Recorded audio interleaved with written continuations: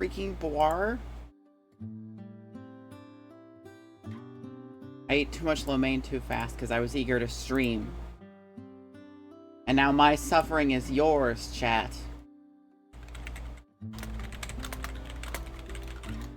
My suffering is yours. We share it.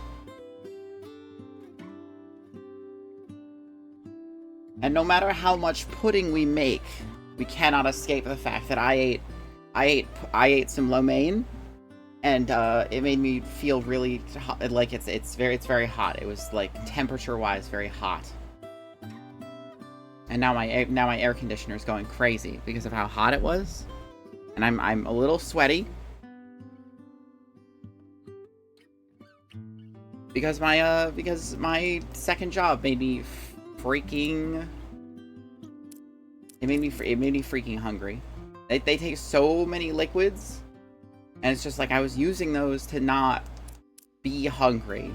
So I was like, I needed food, so I got food.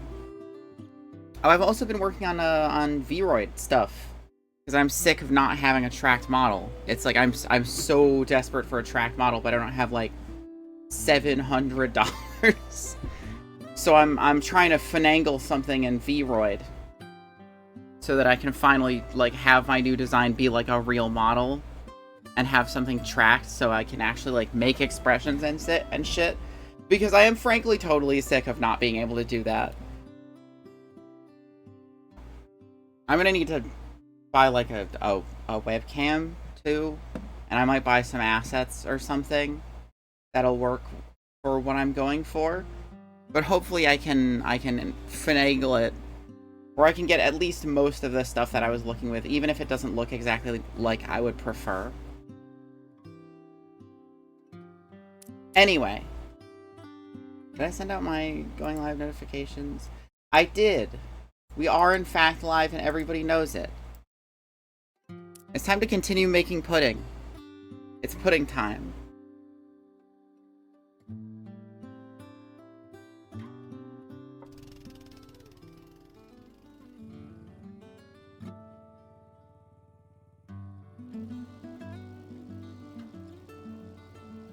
To unlock cooked pudding.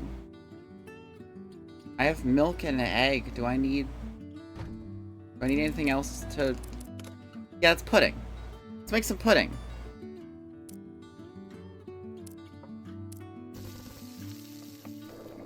Let's see what I can cook up.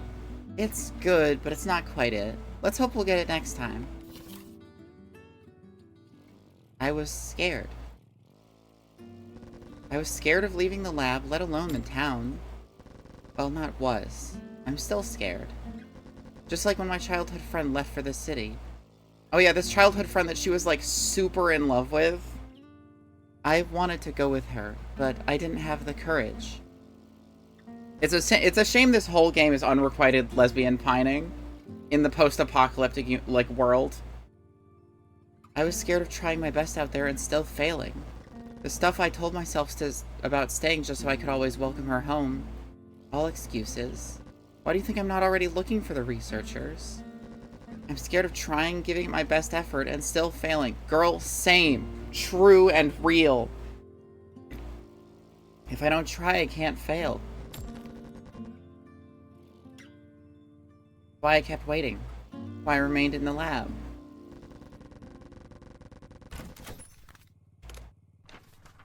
Ingredients.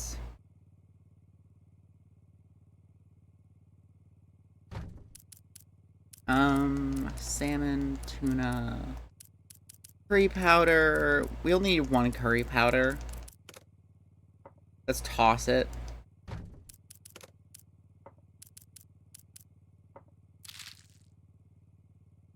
Marne kept staring at the view in front of her, and Sumimi couldn't imagine what expression she was wearing as she spoke. Hello, mannequin killer. Well, hello, smaller voice. It's nice to see you. I unfortunately cannot kill a mannequin in a way that matters. But then, you two came. You helped me get out of the lab in the town. Hadn't it been for you, I wouldn't have found out that the researchers had reached the other branch lab. Marne moved her gaze skyward. I was scared. I think I'll go search... What? We're going through a tunnel. I think I'll go search for them. I'm still scared of trying and then having the whole thing turn out to be a huge waste of time. But as long as there's a chance, even a tiny one, to find them, I must look for them.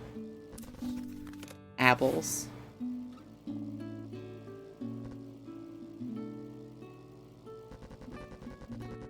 But what if they come back to the lab just as you're away, looking for them elsewhere? That would be fucked. I guess we'll just go around it. If that happens, it happens. There's a spare walkie-talkie there, so they can use it to contact me as well. Would you mind explaining what this game is about?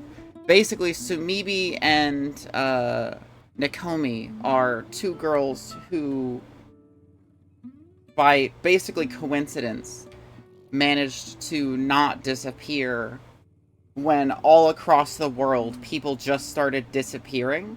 And there were a lot of rumors as to why everyone started disappearing, but the one that they have decided is the truth is that if somebody forgets about you or doesn't think about you or like hold you in their mind or isn't looking at you, basically you disappear. And the reason that this is a problem appears to be because the world discovered that visual energy was something that could transmit disease, so they put up a satellite to block the transmission of visual energy. But it turns out that maybe visual energy is what makes people exist to begin with. Oh, that's kind of horrifying, yeah. And they're just kind of tooling around. No real reason, no real goal. Just kind of, you know, driving around the empty streets, enjoying some meals, hanging out with each other, meeting people after the end of the world, like Marine here. We've seen her a couple times. There's a spare walkie-talkie there, so they could use it to contact me as well. They called me visual energy back in high school. There must be an explanation as to why they haven't contacted me at all yet. Maybe the walkie-talkie they had broke, or maybe they couldn't move at all for one reason or another. Where will you start looking for them? I have no idea. But I met you two, so I know I could run into other people just as well. I'll wander until I meet someone, and then ask them if they've seen anything else. And you'll do that on foot. I actually have a license, so I'll just borrow a car from somewhere. Hey, that sounds much better than a bike. You get a roof and all. Should we get one too, then? But I've never driven a car.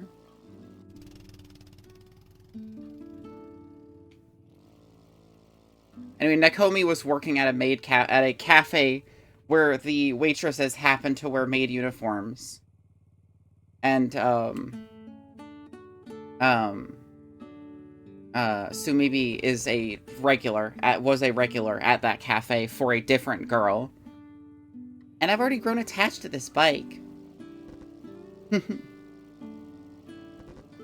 What's funny? Nothing. I just wish I could be more like you. More like us. How? Heat up in front of it. Oh, we'll heat up. Also, let's make a food. We need to fill up our hunger gauge. It doesn't super matter what. Sushi would be good.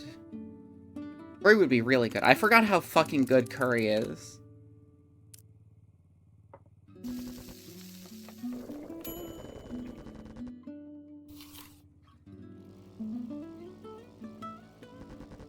Totally carefree, without a single thought in my head. Oh, she's saying we're dumb. Cook a taco. Okay. I didn't realize it was going to end right... Okay, so flour and then flour and then... Taco, yeah. Any meat. It's any two other ingredients, I believe. Tacos. Why are tacos so good? They're so addicting for some reason. Can you drop me off here? Do you need help looking for a car? It's fine. Don't worry. I bet there's a lot of cars around here with the keys still in. Oh. Will you two head to another town? Probably, yeah. Any particular one in mind?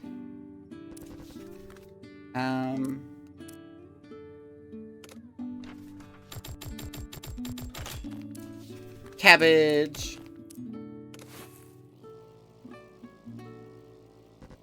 Not a clue. You're just like me, then.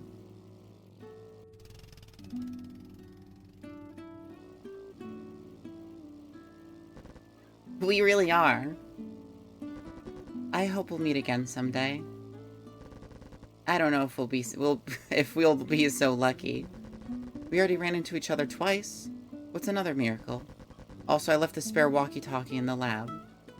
If you ever come back to town, use it to contact me. But we don't know how to use it. Oh, it's easy. You'll get it. Well then. See you.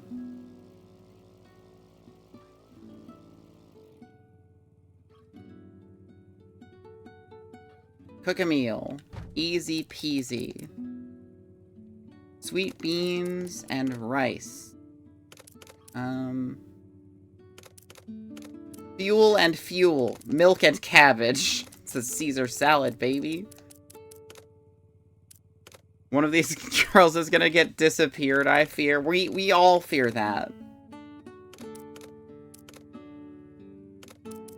Sweet rice ball. Marine got off the bike and walked into town. First, she was gonna find a usable car, then she'd use it to go look for her childhood friend and the other researchers.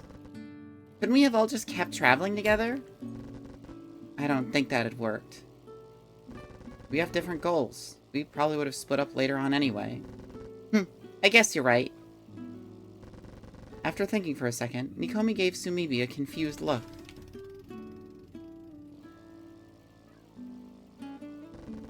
Do we even have a goal? Of course. Recreating that delicious pudding. Oh, right! We really need to find all those ingredients then. I'm gonna dump so much of this fucking fuel. I need like one maximum.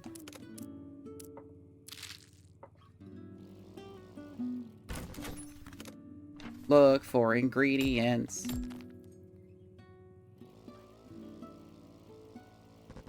And you also need to get better at cooking. We really chose a difficult goal for ourselves. Well, we have as much time as we could want. We really are. We really do, I think is probably the line originally. We really do. Let's just take it easy.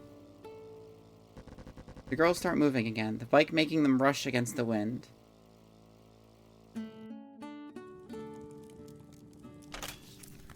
You got tomato! Another day went by without incident.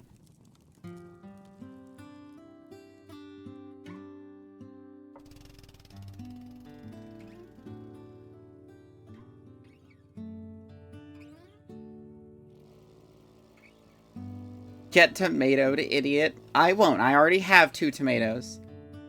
Let's see. So, examine bonfire, cook curry, or cook Madeline. Curry's easy. That's just anything and a curry powder.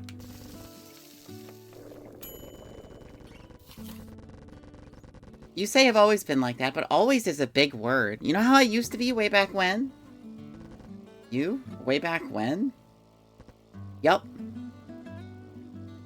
No idea.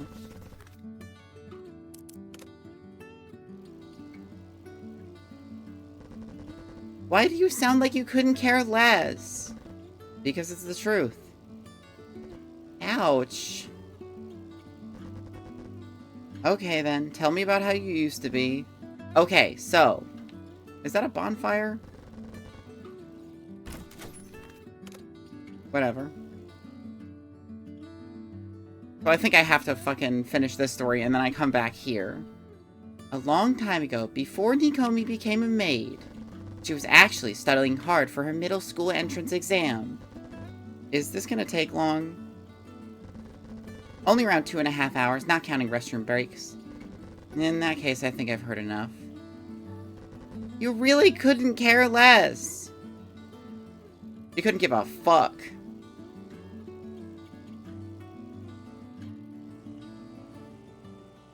Speeding up. Gotta get over to this bonfire. I gotta check it out. No one cares, Nikomi. Even this girl that you think you're dating. Somebody was here until just now. Or they could have made this weeks ago. No, it's still warm. Oh, you're right. It even still smells like smoke. Every once in a while, they would find fresh traces of other people. The lukewarm remains of a bonfire, or a car with its engine still running. Maybe those traces belonged to what they called ghosts.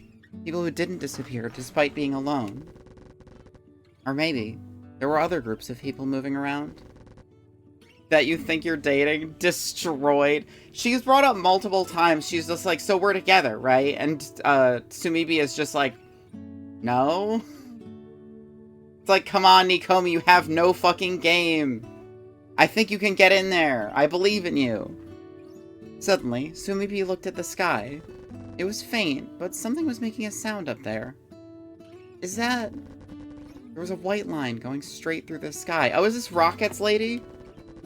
It looked like an airplane's trail, but it was perfectly vertical. She couldn't see whatever had left the trail. It was already above the clouds. Could it be a rocket? They got back on the bike as one, with uncanny synchrony. Their goal? The base at the trail in the sky. Do you think that's Yakime? I can't think of anyone else who's launching rockets. But then again, it's pretty far away from where she lived. Right, I think we've been moving away from there. They're getting on the bike as one, they might as well be dating. That's what I'm saying. Maybe it's not even a rocket. What else could it be? A missile? That's the same thing. With their focus still on the trail, they kept riding toward it. Examine hut. I don't know if the hut is here. I mean, I'm sure we'll run into it eventually. Sashimi. Oh, I used all my fish already. Let's get some fish. Hell yes.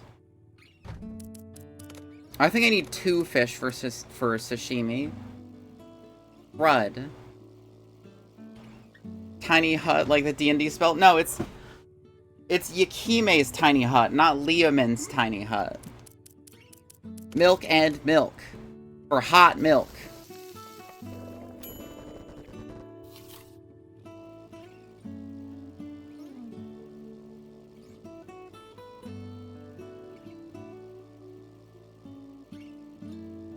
The hell is that? Is that a tent in the middle of the road?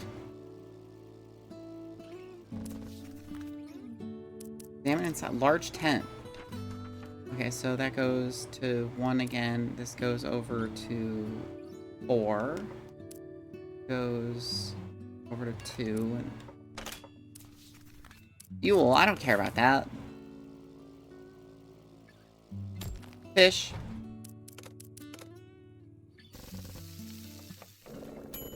Quotation mark, cook, sashimi.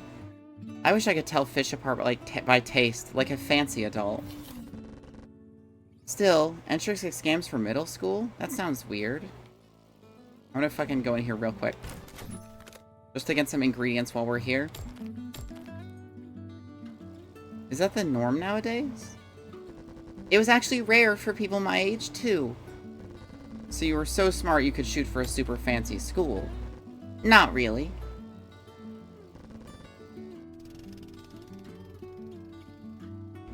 I just went for it because my best friend wanted me to go to the same middle school as her.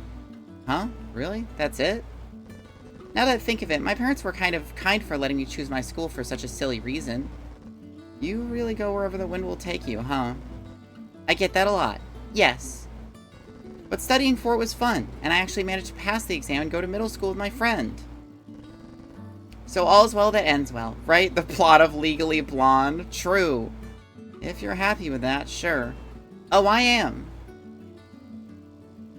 Pet the kitties. Petting kitties improves sanity. We all know this. Oh shit, it's nighttime.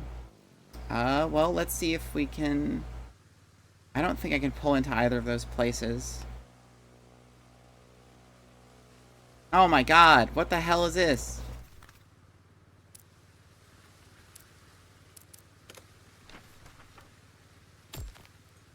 Tomato.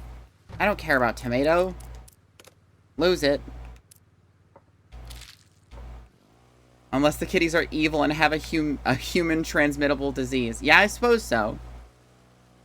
Come on, give me a place I can pull into. There's so many houses. We gotta sleep some... Oh my god, with the car? Out of the way. E.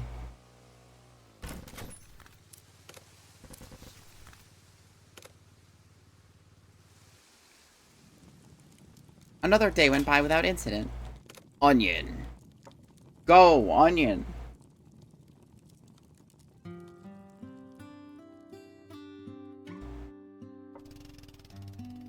We just have to find Liamin's tiny hut.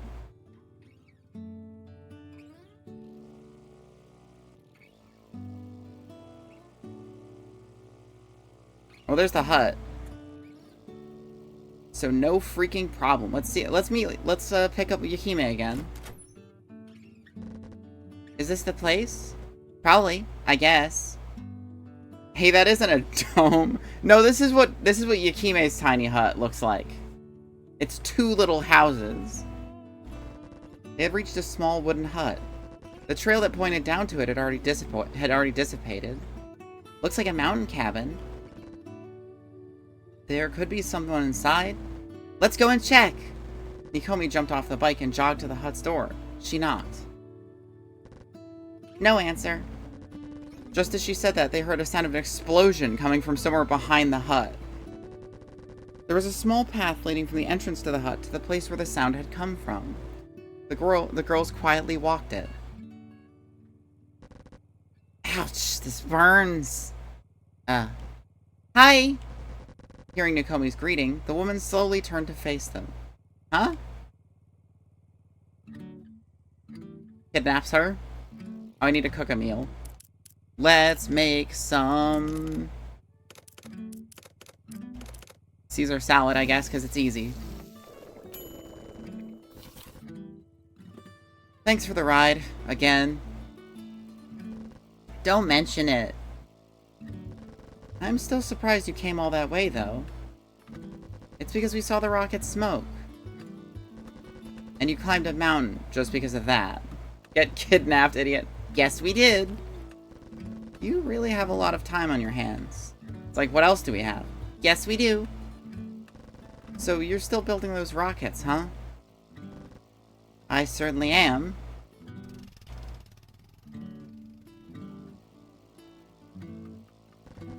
You think you'll reach space? Actually, I already have. What?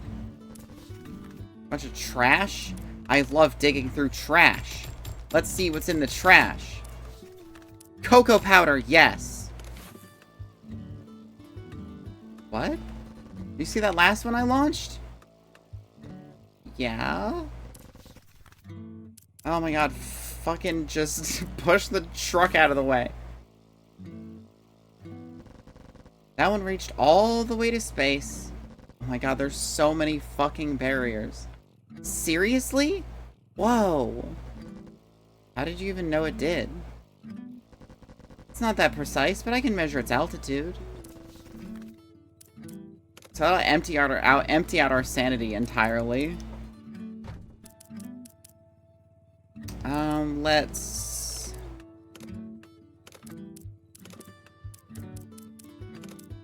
I need the stuff to make a sweet rice ball, so I can't use the sweet beans or the rice. Just make another Caesar salad, I guess. Where is this girl getting the materials to get out of the atmosphere? I think she's just stealing them like everybody else. Like, she is not getting outside the atmosphere, but her rockets are. Fish. I programmed it to transmit that data back to Earth. Didn't you say you knew nothing of software and the like? And also, can I stop getting fucking... Oh, shit. I teleported. I used fuel to teleport by accident. Didn't you say you knew nothing of the software and the like? Yeah, that's why I hated every second of it. Still, solid rocket fuel can't be easy to come by. She might be making it. Your old rockets couldn't do that, right? It did. It did. And you already managed to make it work? How fast are you? Oh, there's little I can't do by skipping on a couple nights worth of sleep. Are you a genius or something? I'm definitely a genius. Yakume, without even trying to sound humble, just grinned. Look at Madeline. I think I need flour. What is a Madeline? Is it flour and...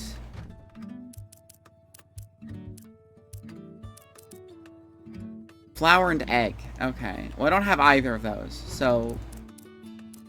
Let's cook ourselves up something.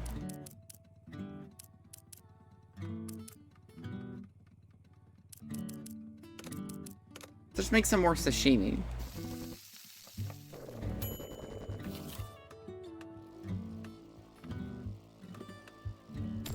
Egg, perfect.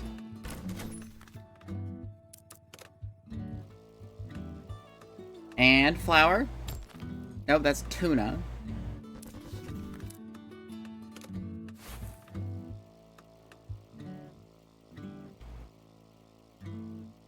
Straight up cooking it, and by it, let's say my fish. The thing is, I'm not cooking that at all. Fuck, what do I make?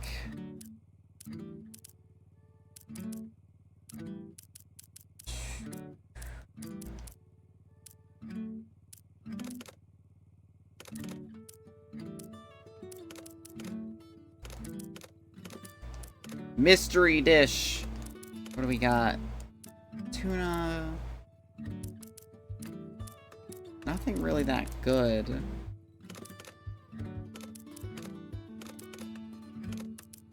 I guess we'll just make Caesar salad. Tuna. More fucking tuna. Get the sashimi. It just so much sashimi. So much fish. There's flour. Okay. Okay, so egg, flour.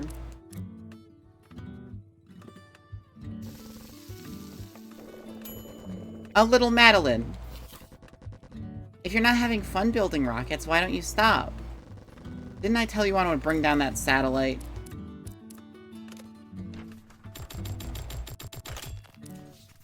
Mackerel. So much fish.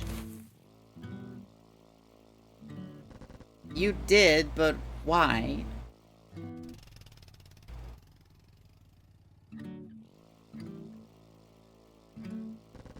To remove the force field. You want to remove it? But of course, we'd be much better off without it. Maybe the people who have disappeared will even come back. But why go through so much effort? I do it because... Yukime stopped halfway through her sentence. Well... I want to, bring peace back to the world. Anyone hearing that would have immediately realized that she was lying. So I need to make chocolate cake for the lying one, but I can make the sweet rice ball now.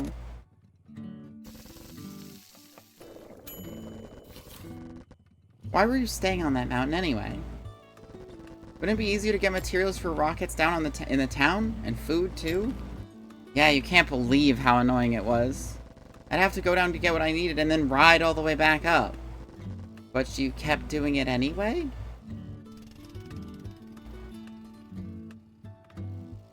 It's a good question. At first, I thought I'd just start living next to a warehouse or a factory in the town. Then again, rockets explode, they fall back down. They do so quite often, in fact. Couldn't have that happen next to people's houses, could I? But they're all empty. That they are. You have surprisingly strong ethics. You know that? You're just weird. Say what you want. I don't care. Alright, let's make some... Actually, no. Let's not make some chocolate cake. Let's bed down for the night, and then we'll make some chocolate cake later.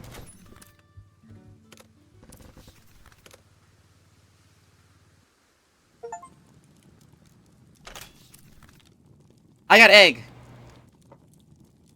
And I have the stuff for chocolate cake because I think I have, I think it's just cocoa powder and flour.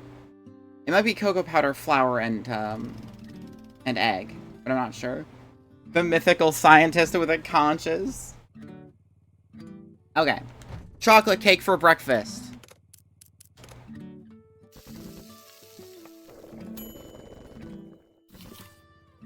Look.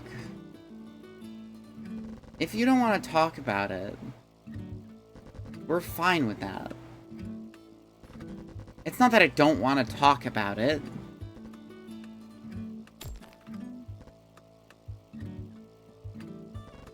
I mean, I could just talk about it. They're just like, okay. But it's kind of a private thing, you know? Wouldn't concern you two at all. It'd be so hard to explain. I swear to God, if this is the childhood friend that Marina has, I would lose it. It takes so long to even just tell you.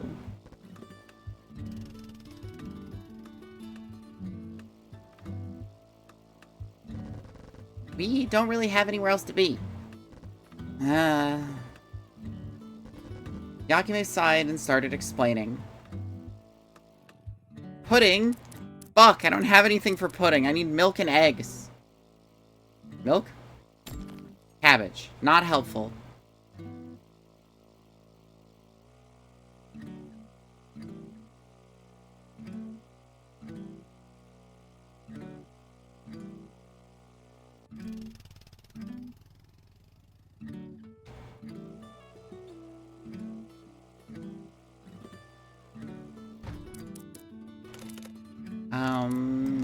Can we make something that will improve our stamina?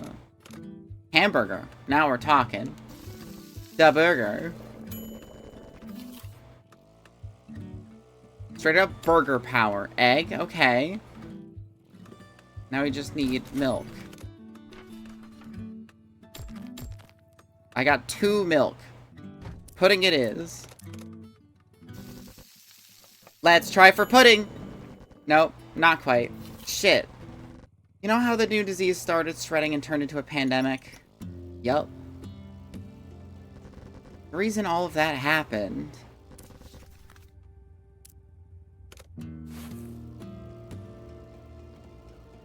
was my sister. Huh? Your sister? What? But scientists didn't even know where the disease came from, right? Possibly, but my sister was thought of as a very likely point of origin. Even this new, more conservative phrasing, this was complete news to Sumibi. We'd heard the disease might spread via eyesight, but for it to spread, it must have started somewhere, right? So you're saying the disease was born inside your sister? You could say that. After all, even though we'd never noticed it, eyesight energy has always existed. Research revealed that all the creatures who were complex enough emitted eyesight energy. Fish, reptiles, dogs, cats, they all emitted and received that energy, just as humans did. Scientists theorized that it was a trait evolved a long time ago by a shared ancestor. People exchange eyesight energy all the time, so it's not particularly dangerous in itself. Humans can actually transfer information to each other via eyesight energy waves. But information could be dangerous. Enough, in fact, to make people ill. And so, the disease was born. It wasn't a virus or bacterium or anything like that. The disease didn't even have a physical form. Just to maybe more than a human virus, that sounded like a computer virus. I need to eat something. Hurry.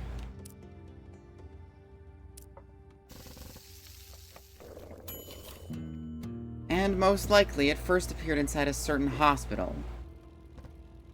How? Snakes?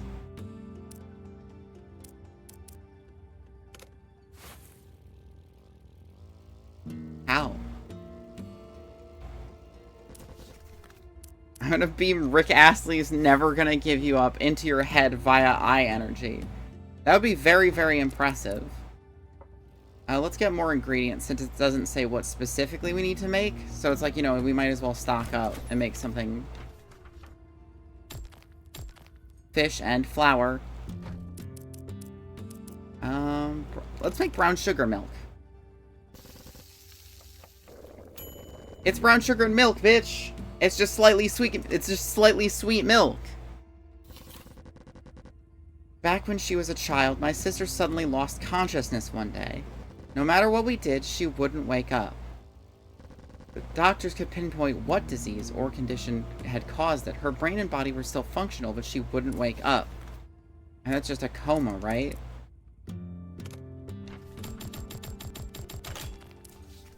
Mincemeat. She didn't respond to external stimuli. According to one of the doctors, it was like she was stuck inside a long dream. She was still conscious, but that consciousness was trapped inside of her. She remained in that state for several years. I barely had any memories of speaking with her.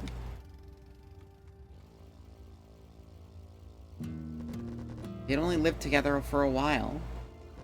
With time, Yakume started forgetting what her bedridden older sister even looked like. But then, one day, out of the blue, she woke up. I'd moved away for work, so I couldn't visit her immediately. In the end, I didn't manage to see her at all. Fucking snakes? So many snakes.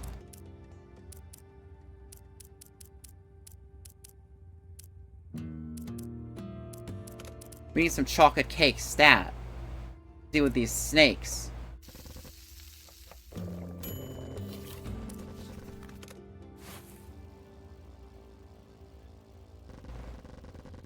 Indiana Jones would hate it here. This is way more snakes than I've ever seen. Right after Yakume's sister had woken up, the nurse in charge of her developed a terrible fever. Soon after, her doctors and their families started getting sick too. By the time this new disease had taken its first victim, the whole hospital had been infected, and it had to be quarantined. Nobody understood what had caused this disease to suddenly appear, and at first, no one imagined a comatose girl could be the reason. She died a few days after waking up. It didn't take long for the disease to spread through the country and eventually the world. Scientists eventually found out about eyesight energy, and it was the disease's method of transmission. So all of this, the whole pandemic, started because of your sister. Right. Tsumebe couldn't believe that. Couldn't it be that she went into a coma because of the disease in the first place?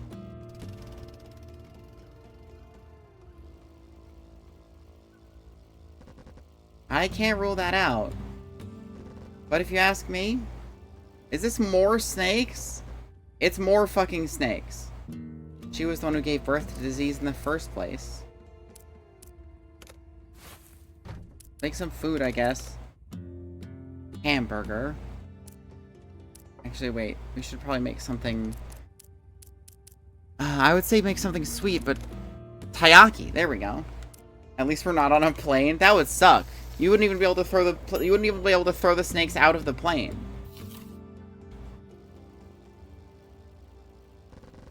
What gave birth to it? The disease was born out of nothing. And its birthplace was my sister's dream. Huh? It's close to nighttime, so let's just gather some ingredients if we can manage, and then find a place to bed down instead of starting a new story.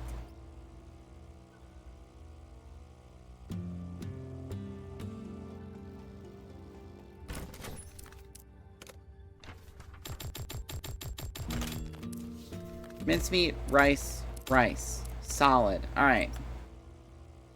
Let's scurry back to that house we saw before.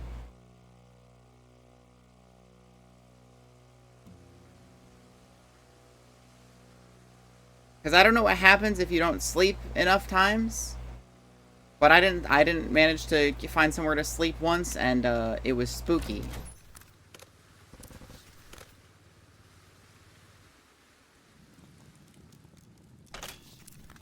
There might literally be no consequences at all.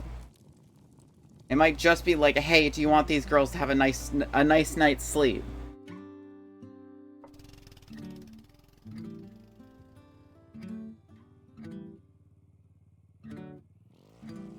Alright, cook a meal. Got it.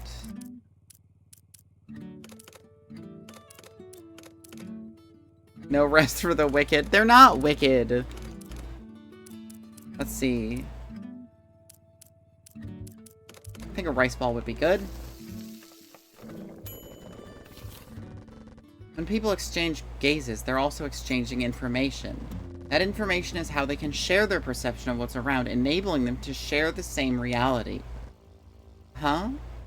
The scope of Yakimi's explanation, now somehow encompassing reality itself, had made Tsumi's jaw drop. They are wicked. I can see the wick. They are candles. An interesting theory. Why do you think we can see the same things and have conversations? It's because our eyes are communicating with each other's. Neither Tsumi nor Nikomi had ever heard anything of the sort. They were left in utter confusion. What's that even mean? Okay, I'll try to make it simpler, even if it's less precise. Fish. Exactly what I needed. Everyone inside of them has a reality that's just their own. It's like a dream, and they're the only one that can see that dream world.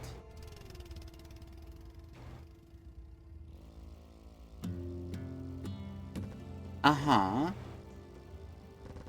But through eyesight energy, they share their dream world, their reality, with other people. That multiple people can share and live in a single reality. Like if two people met inside the same dream? More or less, yeah. But what if they were dreaming of something completely different to begin with? Then their realities would get distorted so they could fit together without clashing. Like, you think you saw something, someone points out you made a mistake, and you realize you did. And you realize you did. Now your realities match.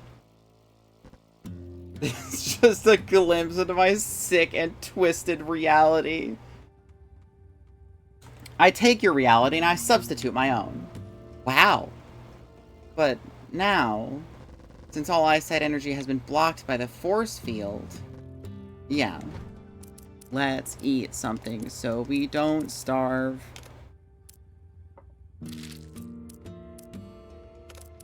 Hamburger. All I'm hearing is domains from Jujutsu Kaisen. Maybe a little? Not really, though. Because you can definitely still miss. Pudding time? We did have pudding already. We intentionally distorted everyone's eyesight waves, and now we can't share our realities anymore. That's why people disappear. Cook a meal. Okay, fine. Onion. One onion. Let's make... Probably just a Caesar salad, right? Stop making up terrible puddings. Level 1 cleric, I'm warning you. We won't have these terrible, awful puddings. I won't stand for it. People shared realities by exchanging glances. A person could share their reality with another, who in turn could share it with someone else.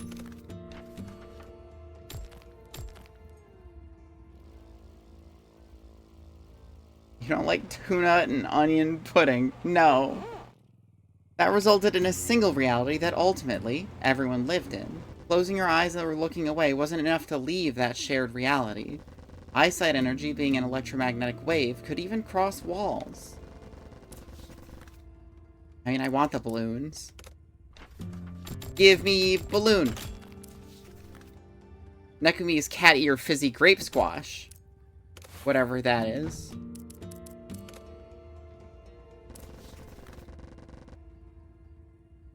Oh, it's her little specialty beverage. She's much better at beverages than she is at cooking, apparently. So fizzy. I usually don't like fizzy drinks, but this one's good. I love all the whipped cream on it. A little was enough, just like a little sunlight coming in through a tiny window prevented a room from being shrouded in total darkness. Billions of people were continuously exchanging these waves, sharing, realigning, and reinforcing a single reality.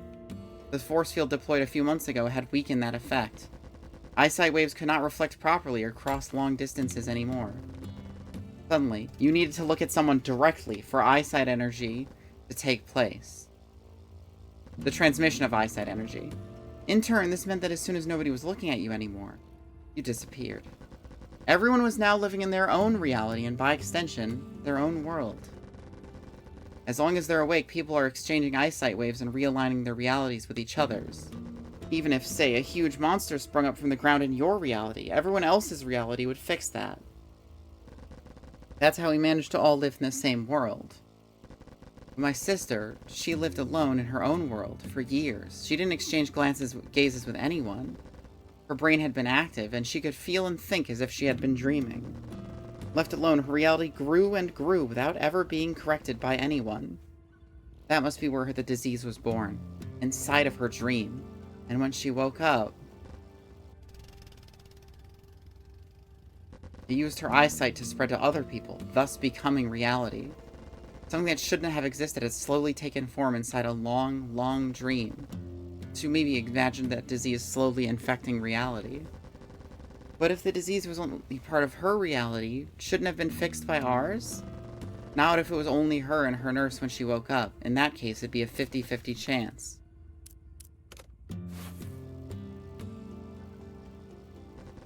Yakime looked up at the sky. There's more. Oh, really now? Where the fuck does this go? It looks like it goes right into a... Oh, no, it goes down under the building. This is nothing more than speculation on my part, but... Driving straight into this fucking factory floor. There's a whole town in there. After living inside her own head all alone for so long, my sister had become convinced that her dream was reality. Once she woke up, she probably imagined that the world around her was a dream. That's how strong her reality was. Probably strong enough that when her eyesight spread it to other people, her reality won out over theirs. Okay, well, let's have another meal and think about it. Rice and milk. So what they're saying is I have a 1 in 8 billion chance of changing reality if I believe hard enough. Yeah, exactly. Brown sugar milk, activate. Is this whole thing real? We still had trouble believing Yakime's explanation. No idea. I could be delusional for all I know. In particular, I have no proof of my sister being the origin of the disease. And as for the science behind eyesight energy and shared realities, I just heard all of it secondhand in the hospital. Before everyone disappeared, that is. Holy shit, smaller voice from Inscription? The disease had been first recorded in that hospital, then they had access to all the newest information regarding it. Ingredients. Flour and flour. Oh, it makes bread. Right, that makes sense. Delicious bread. I don't know whether any of this is true, and I have no way to check either. So maybe thought for a while. She wondered whether when realities were fixed in order to realign, people could notice that consciously. But the concept of reality itself was so vague that she couldn't imagine it having rules, let alone multiple realities existing.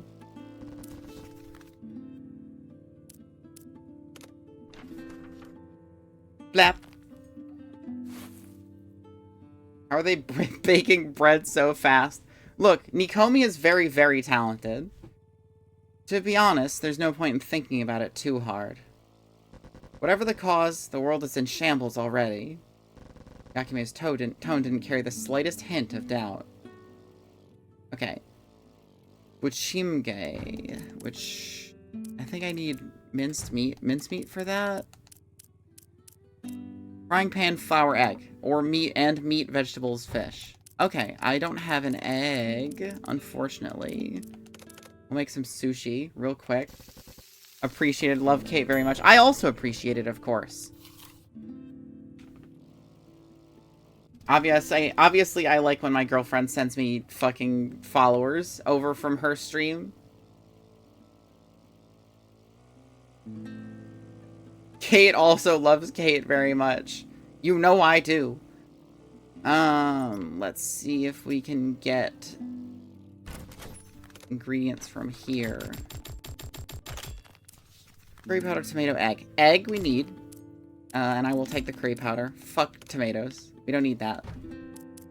Oh, what was it? It was egg.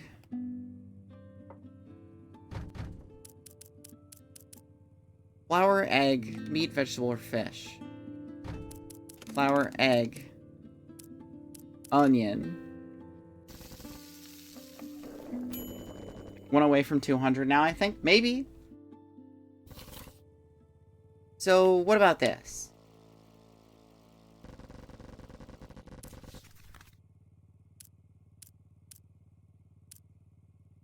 Any plans for 200? Model, maybe? I am working on a model, but it's not specifically for 200.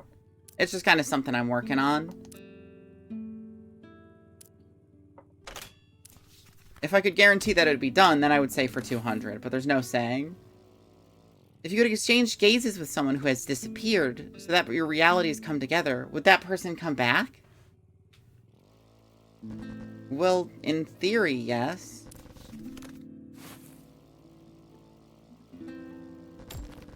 But how can you lock eyes with someone who's disappeared? You can't even see them.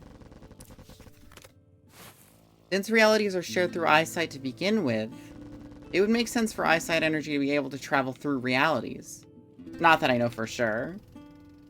You're both very entertaining and observing other trans people's helpful transitioning. Well, I'm glad to be able to do that for you. Both the entertainment and the helpfulness. Yakume remembered something she hadn't mentioned yet. I also only heard this secondhand, but sometimes only when two realities have too many differences, too many contradictions. In that case, they can't cross each other, even if people exchange eyesight energy. Because reality realignment thing you mentioned wouldn't work? Is that it? Probably, yes. Sumibi found herself staring at the clouds up above. Let's assume that's true. Right now, people are all seeing different realities. And let's also say those realities have already become too different from each other. Then even if you manage to disable the force field... Well, I mean, if you disable the force field, then I think slowly realities would all realign, simply because eyesight energy would be shared in general. Like, I feel like people would eventually start drifting together. Or if not, it would be like herd immunity, basically, where some people would match up realities for a moment, and then, like, when other people did, they would link up as well. Natural eyeball selection. True.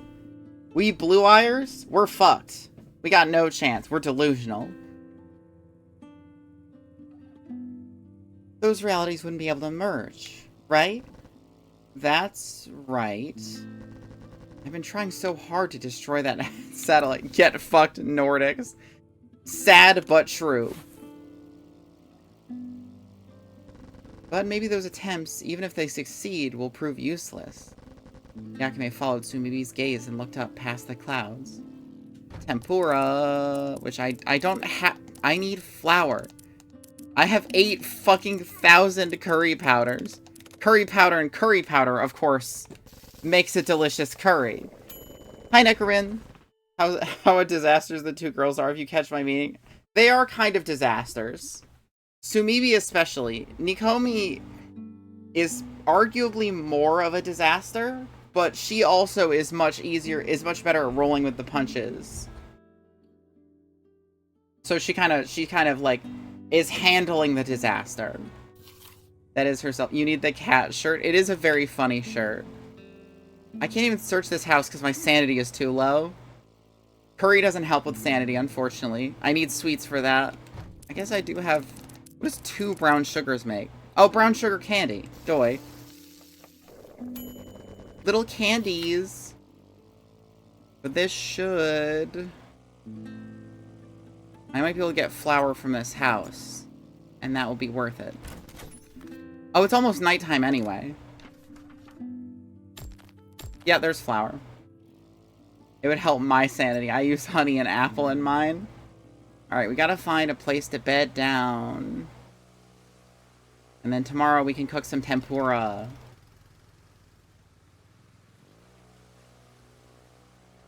And if it gets too late, we have the tent. Just for occasions like this. Brown sugar. Tomato. Nope, that is an exit. Come on, give me a house. Really? Nothing? Nowhere. There's one, okay.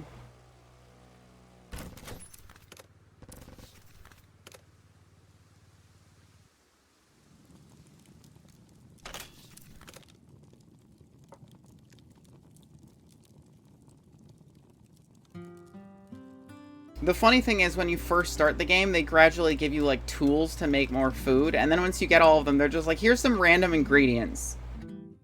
That might be helpful. Alright, tempura. Flour. And tuna.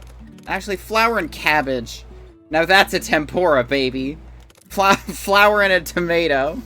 Tomato tempura. As an empath, I can tell that this game is very food-centric. That's crazy. Nikomi and Sumibi's end goal, of course, is recreating the pudding that Sumibi loved at the cafe where Nikomi worked and was not the chef at. I love fried food. It tastes like calories. Why are you still building those rockets, then? Nikomi asked before Yakime could change the topics. Girls made a lot of things. Unfortunately, I despise most food. Fair. Yakime looked surprised for a second, but her face then went back to its usually collected expression. Good question. Why do I? I don't have anything better to do. Also, I've been dreaming of launching a rocket into space since I was a child. The one we were building at my factory was supposed to launch the year after next. You actually built rockets for a living? I did. Much bigger ones than these little toys I'm building now. Has your inner boob always had a beauty mark? What the fuck? Yeah. That's a freckle. I've been too polite to notice before. That's crazy. I thought that was just my screen.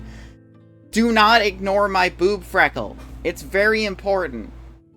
Whoa, that's so cool. I even worked on some parts for the force field satellite. Huh.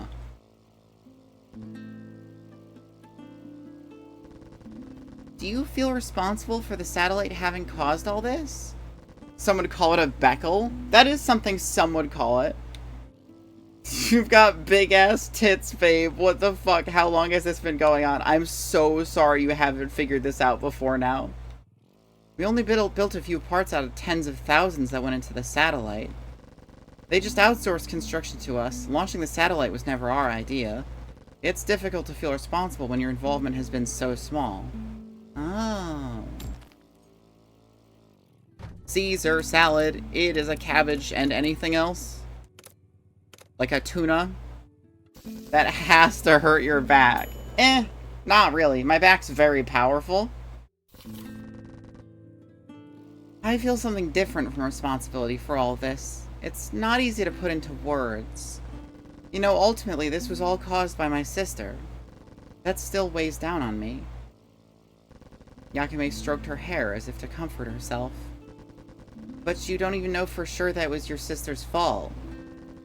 That's true, and I have no way to prove that theory either right or wrong anymore. Not once I get through with you, it won't be. Oh, fuck! Oh, shit. I'm simply stronger than back pain. Yeah, okay, buddy. I'm sorry. I try to have good posture and I sit in a way that makes me feel comfortable as much as possible. It helps that my paws already fucking hurt all the time. So it's like I'm standing up. I got back support. Even if it was her, it's not like she did it on purpose, though. Of course, I never asked her this, but I doubt she wanted to destroy the world. I only knew before she went into that coma, but she was a kind girl. But then... Helicopter. Yippee! Let's go! Wahoo! Yippee! Cowabunga!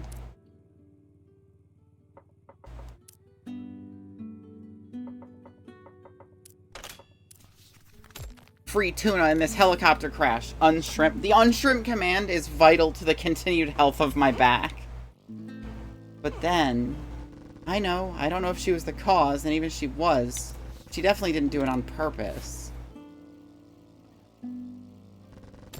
And first and foremost, I shouldn't feel responsible for what my sister did in the first place. I know all of this, but knowing it is one thing.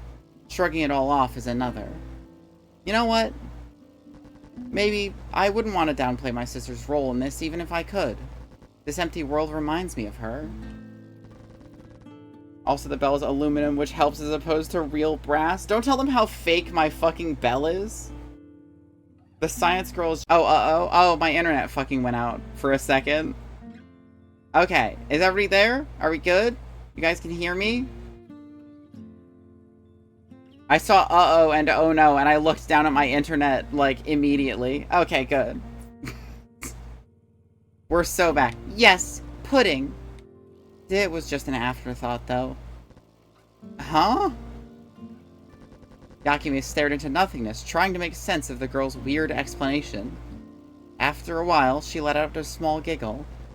Being with you two really makes me feel better about myself. Really? Thank you, that's sweet. It wasn't a compliment. At all. Bingo. Not at all. Yakime continued laughing for a while. Sashimi.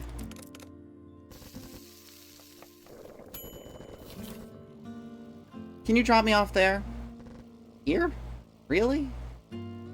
Yes, I have business in that warehouse. What fucking warehouse? We're like in the mountains. How'll you get back home? There's a car I found a while back. Oh. Will you be staying for long?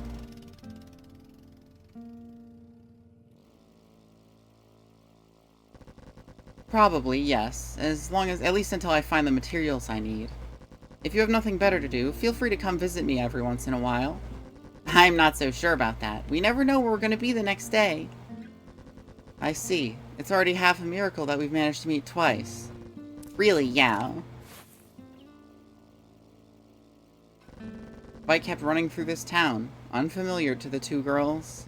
Yakime hadn't said goodbye, see you again, or anything of the sort.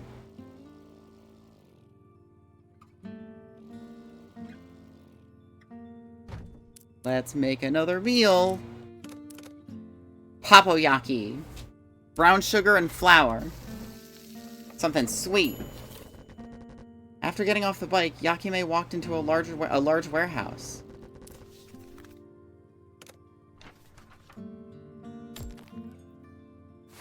The bike, with only 2 passengers left on it, started accelerating again.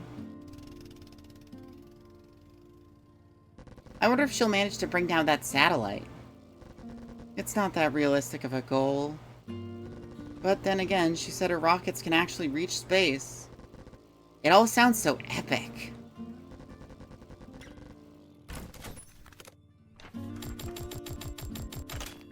Might as well be full up on ingredients. And that's a good variety there. Tsumibi had no idea how long it would take Yakime to reach her goal, assuming she could. If Yakime could do something to improve her rockets, Tsumibi didn't know what it was. However, she got the feeling that the woman was never going to give up. Epic? No. Once again, it's not Epic the musical. It's Epic the book. She's just like us with our pudding, huh? Maybe, as long as you had a goal, the specifics didn't matter at all. Anything would do. Any goal was enough to keep you moving and keep you sane. I think our journey's goal is a bit more realistic, though. I am not going down there. That road looks fucked. Dogies? And rubble? I'm not so sure. Tsumibi sniffed around. The unfamiliar town had an unfamiliar smell about it.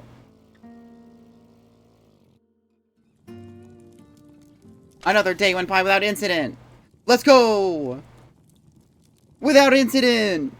Yes!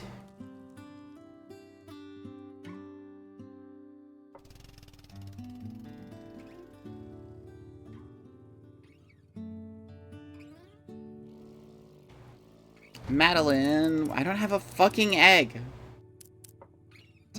What is it? It's fucking flour and egg, right? Yes, god damn it. We need egg. And this house looks like it might have exactly what we're looking for. Egg. You guys got egg in here? Egg. And rice. Rice is pretty solid too.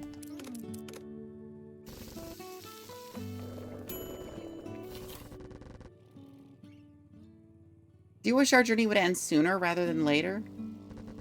I'm not sure about that either.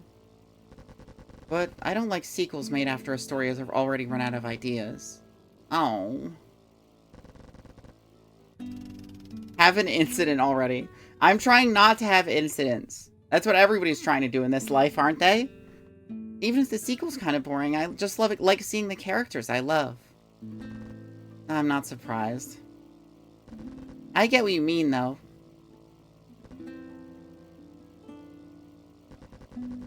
We just have different tastes, priorities, whatever you want to call it. Incidents can be good. Yeah, I guess. Yep, that's true. We're pretty much opposite types. I had classmates who were kind of like you, but I usually avoided them. I can imagine, yeah. That's why I'm saying... you don't need to stick around if you don't want to. Oh. In the end, I'm glad I met you. Now I understand how people like you think. A little bit, at least. Me? I'm not sure about that. Tsumubi knew next to nothing about Nikomi. They'd been traveling together for months, but that hadn't changed much. She'd also been frequenting the cafe where she worked for years. She'd been served by Nikomi a few times as well.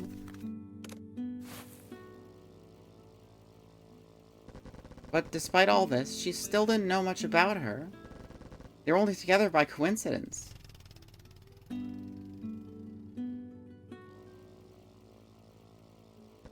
Everyone else in the cafe that day had disappeared. And so they were traveling together. That was the only reason. Such a feeble coincidence bringing it together. How long could this duo last? Fish.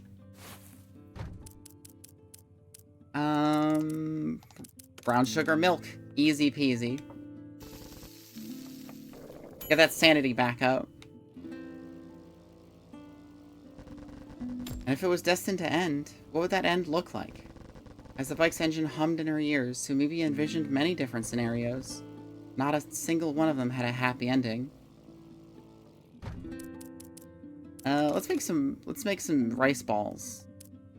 Rice and fish. Let's make sushi. Which one is it?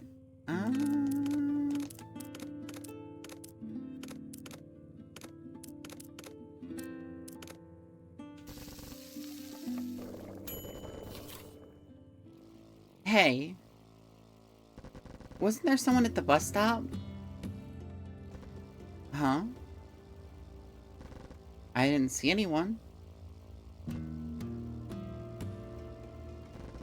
Maybe I just made a mistake, but the person I saw kind of looked like Yunomi. Yunomi is the girl that Tsumubi specifically went to the cafe to meet. You definitely made a mistake. Did I, though? No way she'd be there. And also, even assuming she was, I wouldn't want to go and approach her. What? You don't want to see her? What's the point of that? Huh?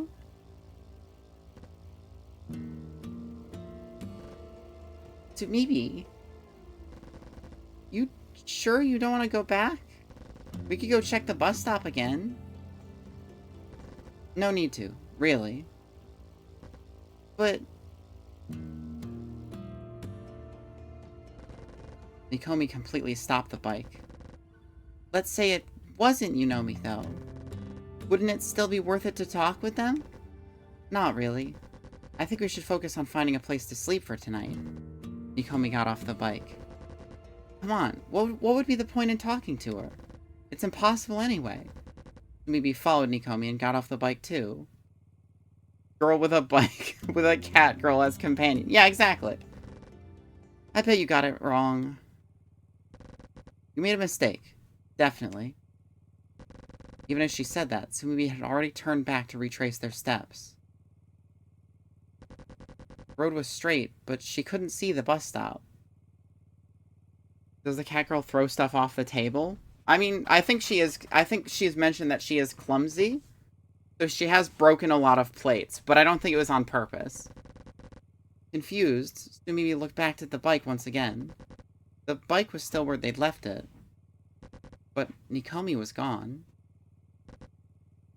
Nikomi?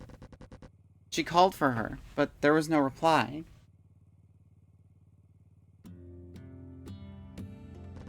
There wasn't anyone. The bike's engine was still running. She's also covered in band-aids. Could be for aesthetic, though. No, it's definitely the clumsiness. The seat was still warm. Nikomi? She tried calling for the other girl again. She didn't get a reply for that. She thought she had only taken her eyes off Nikomi for a second. They'd lost sight of each other many times before, just for a moment. That had never been enough to make them disappear. Up until now. This time, Nikomi was gone. The road stretched on endlessly, and Tsumimi was the only one on it. She stood there, all alone. Why was this time different? It didn't make sense. Maybe it was just a prank. But if it was, Nikomi would have shown up by now. Besides, she wasn't the type to play pranks like this. This time, Nikomi was gone. Just like that. Tsumimi checked again to see what exactly was gone. Nikomi was gone, and so were the clothes she had been wearing. The bike was still there, with all their luggage and supplies in the sidecar. Nikomi's belongings were there too, including her spare clothes. The fuel hadn't disappeared either. There was still enough to ride for a while, but there was no one left to ride the bike. Tsumimi had no idea what to do. She was alone. Maybe this was what she had wished for all along. Her goal had been a simple, half-hearted one. To eat some nice pudding. She had made Nikomi join her on this journey for no reason other than that. A pointless journey, only continuing out of sheer inertia. Might as well end it here. I've been thinking that for quite some time now. In a way, she could accept this situation. She had to. Out of her mind, the only question was what to do next. The bike's engine continued to run. She tried to turn it off, but then realized she didn't know how. So instead, she sat on it as if to actually ride it. She fiddled with the handle, pressed the pedal, and tried various buttons. All while recalling how Nikomi had been doing it for so long.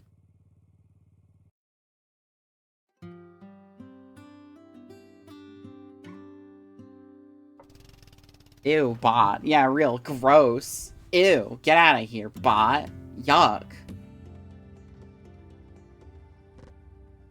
Tsumimi. There was no one around. Wondering if Tsumimi might be hiding, Nikomi circled the bike. But she wasn't behind it either. Not that Tsumimi was the type to play weird games like that. Seriously? Nikomi crumpled into a crouch. Tsumimi had disappeared, and it was Nikomi's fault for not looking at her. Clear as that seemed, accepting it wasn't easy. She'd only lost sight of Tsumimi for a moment, which shouldn't have been enough for Tsumimi to disappear. What had been so different about this time? She tried to think back to what they were doing, but she could barely recall what they'd been talking about.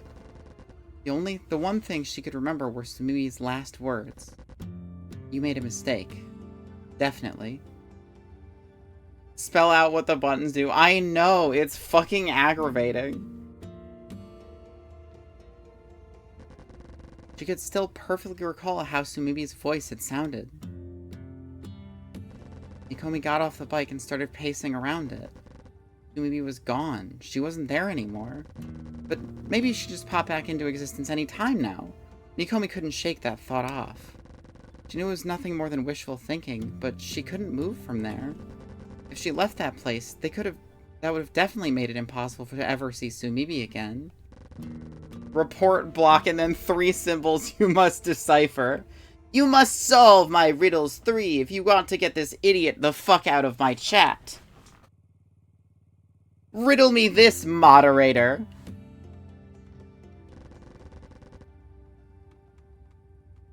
The view from there, Sumibi's usual view, felt strange and unfamiliar. She could picture her own back obscuring most of the view. Fake riddle fans? Riddles don't have to rhyme. She tried to imagine how Sumibi had always felt while trying behind her, and if she was still alive somewhere, how she would be feeling right now. Maybe being finally alone was liberating for her. That was likely. Nikomi realized she'd skipped over an important question. How was she, Nikomi, feeling right now? Sphinx, a type of kitty, which you are, riddles do. Yeah, well, the Sphinx aren't making up riddles. They're just fucking... They're just fucking busting out the same old shit every time. Except in Dragon's Dogma 2, where they're like insane bullshit riddles. She slid towards the bike seat and drove off. Leaving that place was frightening, but staying there would be too depressing. Depressing, yes, and it wouldn't even make Sumibi come back. But above all, she couldn't stand still. She wanted to feel the wind on her face. She wanted to run faster than her thoughts. Ah, what a twist.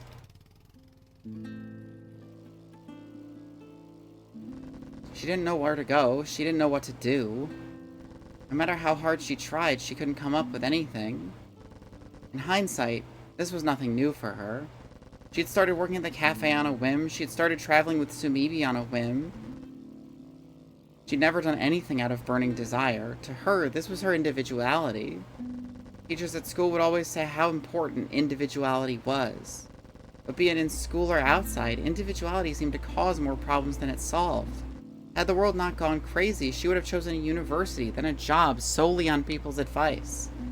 She would have chosen a life path just because.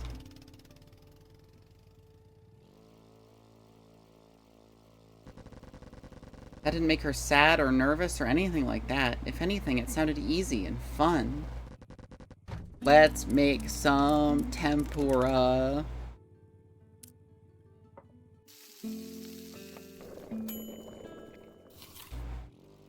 She had no problem living her life according to others' recommendations, except there were no others left. The same people who rambled on about individuality somehow wanted you to think and act in certain ways. Her plan had always been to go with the current and simply act exactly as those people said.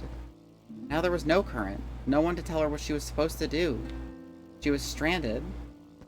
I feel like her sanity should have dropped a lot because of that last story beat. Definitely, but also I feel like that might have made it so it would soft lock someone who didn't have enough food in their inventory and just comes across things that require sanity. Maybe Sumibi had been more important to her than she'd ever realized. Sumibi had been there to suggest things to do. It could have been anyone, suggesting anything. Sumibi had wanted to eat some pudding, and that was enough. Objective established, pudding it is. She couldn't have been more different than Nikomi. Sumibi lived by her own rules, doing what she wanted and avoiding what she didn't. With her, Nikomi could live like she'd always lived. That's why she'd been so eager to continue their journey.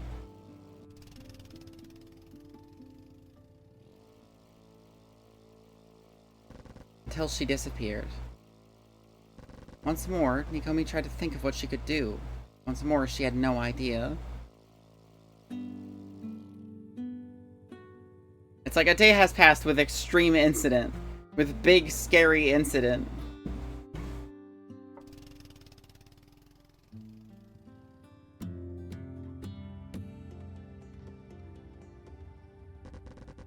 After a few hours of trial and error, Sumibi finally got the bike moving.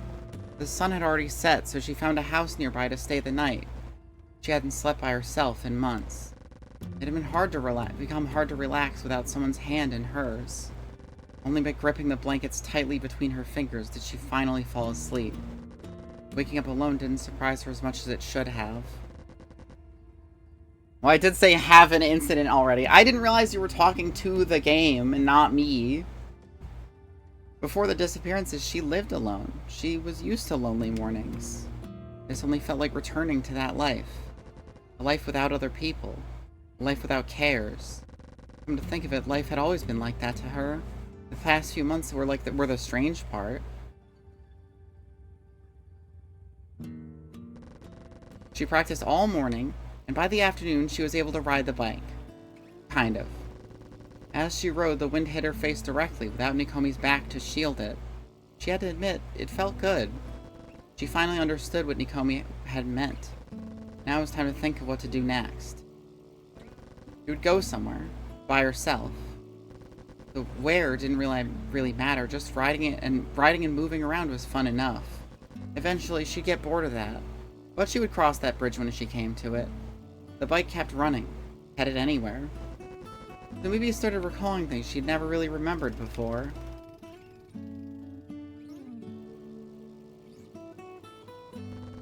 Her life before the disaster came back to her in vivid detail. The workplace she neither loved nor hated. The cafe she became a regular at. Actually, those two places were enough to describe most of her daily life. And then her, Yunomi. What's she doing right now? Tsumimi hadn't asked herself that even once in all these months. Being a fan of a star you can never meet in person? What do you think of that? A sudden question, out of nowhere. It made her want to eat cabbage tempura.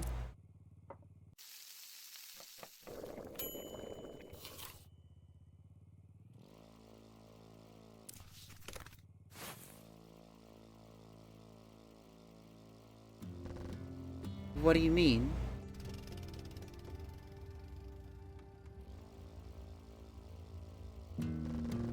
It's just that, you know, I was the opposite. You could come see me be a maid whenever you wanted. Would you have lost interest if I were like those stars? Far away? Unreachable? Oh my god. What the fuck? With all these fucking obstacles. I don't think so. Oh my god. I don't think that would have mattered.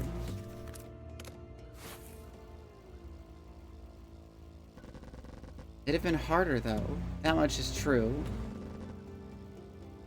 That sounds like you're a fan of Nikomi now. Not true at all. See? That's why people get fed up with you. Wait, did Nikomi get fed up with me? What do you think? I don't know. In that case, I don't know either. A sudden question, out of nowhere. But there's no one sitting behind Tsumimi. She's talking to herself. I think she's imagining Nikomi talking to her. Sushi, I don't have any rice, son of a bitch.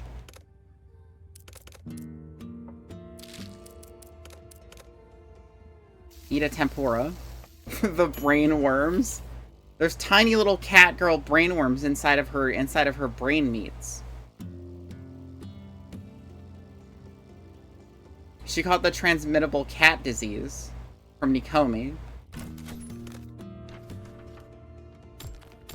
Well, there's rice. Sushi. Was Nikomi a hallucination all along? I feel like she wouldn't be having her own parallel story right now if that was the case. Tsumimi knows that the voice is entirely inside her head. I think that, if anything, Nikomi liked you. She sure didn't look like it.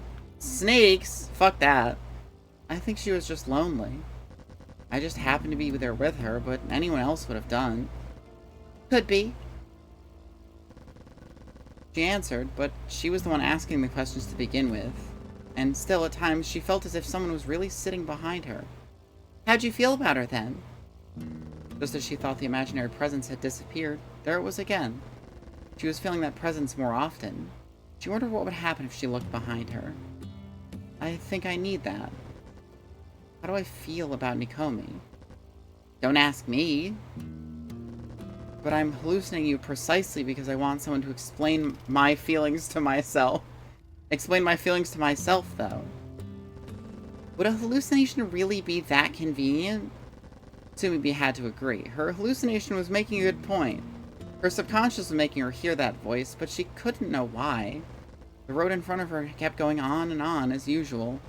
Unfamiliar sights would pop into sight, just to be left behind shortly thereafter. If her journey were a dish, it definitely felt unseasoned. There was something unreal about a world with nobody but herself. She was free, yes, but too free. This wasn't the end of the journey she'd been wishing for. The sky above her was unrelentingly clear. Would it rain if I wanted it to rain? It could be. She could still hear the voice.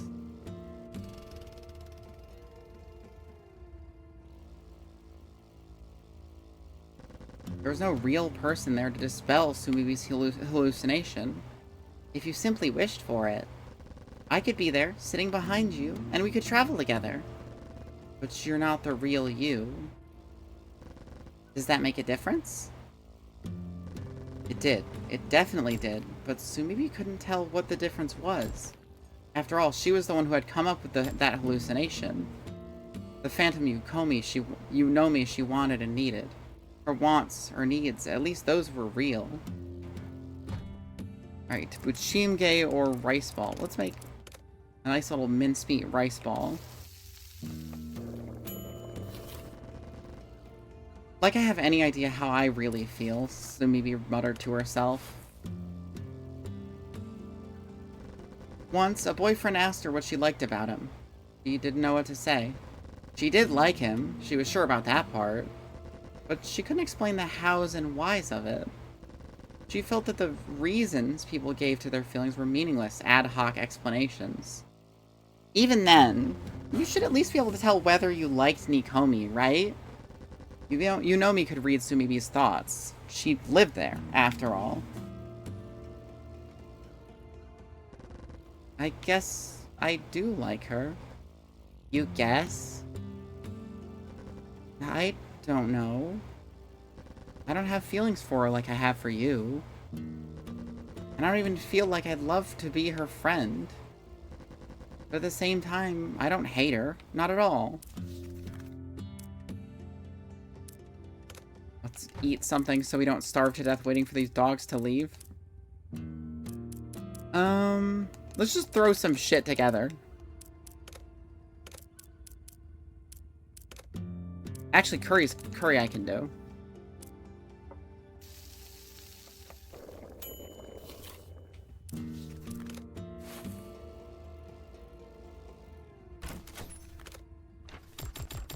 Why can't she just wish those dogs away? Doesn't work like that. But at the same time, I don't hate her. Not at all.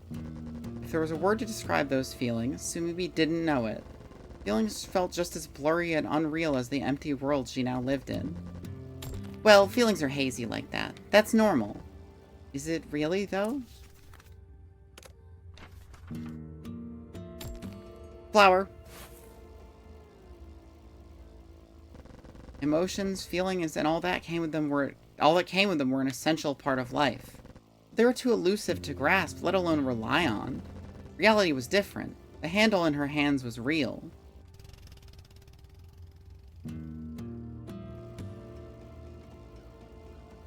Even if Sumibi were gone, the handle would still be there. Or would it? But time we spent traveling together, that was fun. We couldn't explain why. She didn't know whether it still would have been fun if she'd been traveling with someone else. All she knew was how she'd felt. It had been fun. Being with Nikomi had been fun. That much was a fact. Nighttime.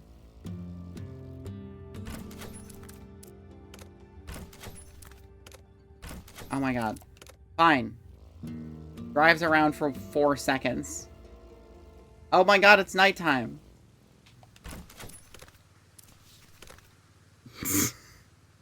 That was crazy how it became nighttime.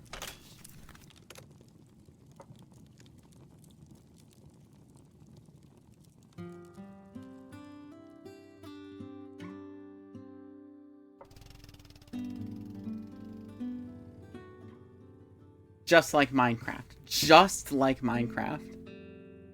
The buchimge, pudding, or rice ball. I mean, we could do pudding. Let's see how good you are at it. She doesn't have any little comment now. Maybe the world would eventually go back to normal. But that seemed extremely unlikely.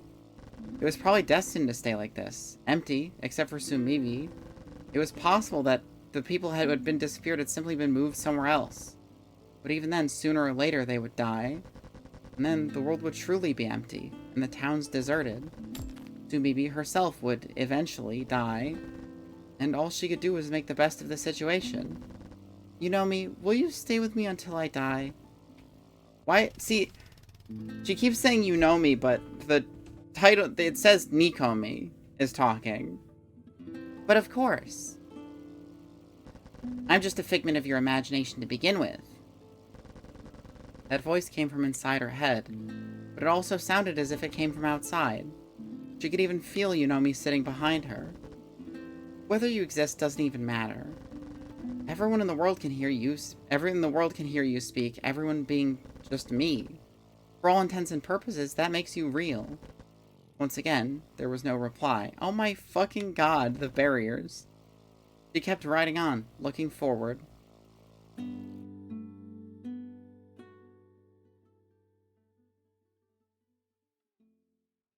Huh?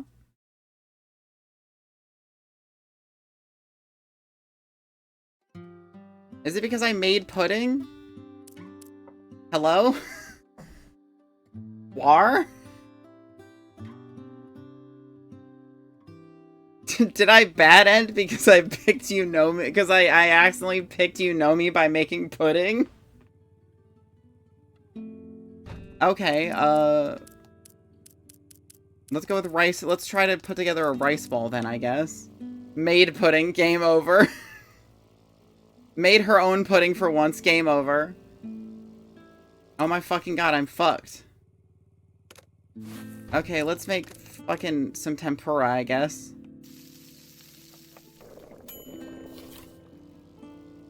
Time to play Inscription. I'm not going to be switching to Inscription.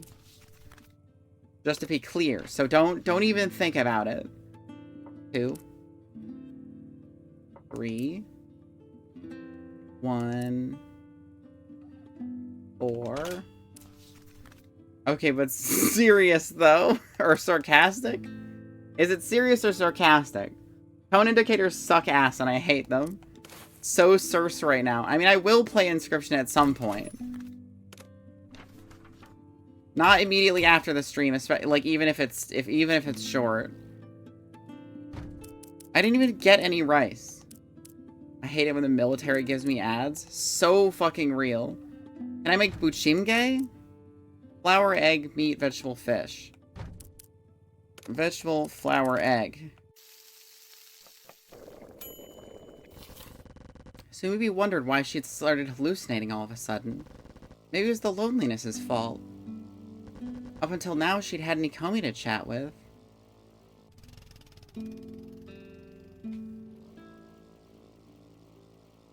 She couldn't believe she was that starved for human interaction.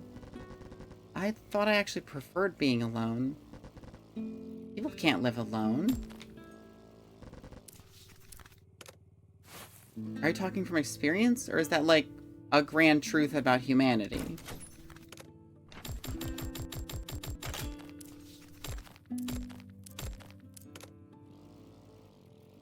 A rice ball. I have rice, and I have mincemeat. I can make rice ball out of that. I'd say it's the latter. Or maybe I'm just speaking your thoughts out loud for you. Huh.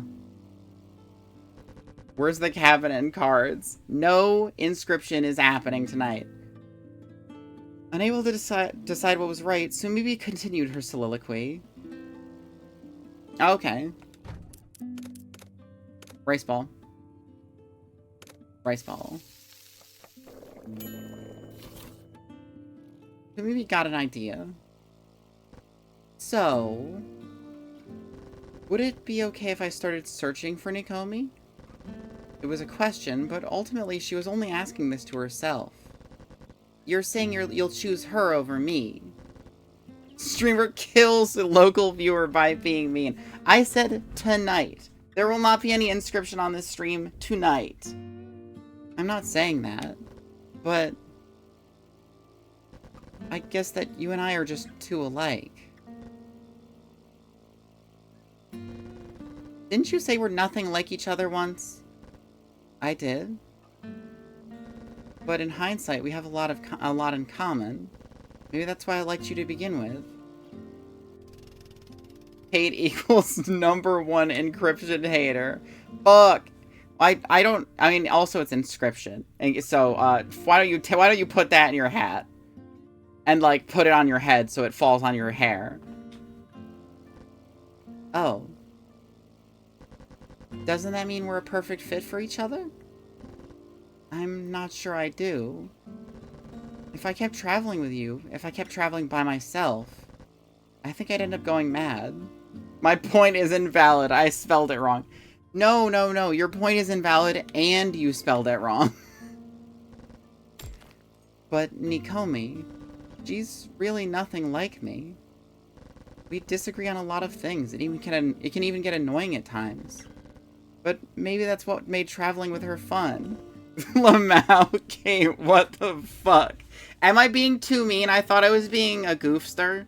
If I'm being too mean, I didn't mean to.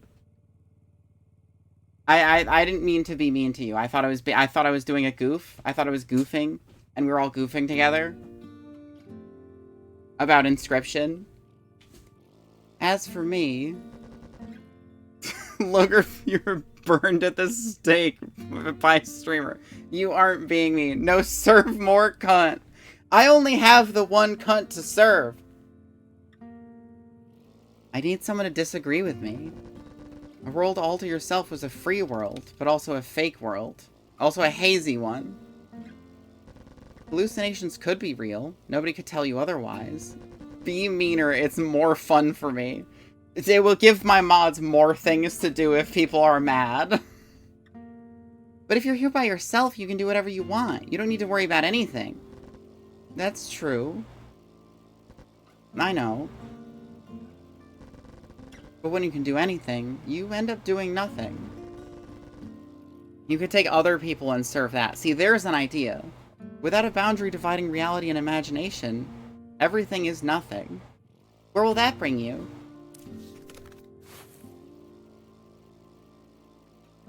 What will you gain by traveling with Nikomi? Your cunt, hand it over.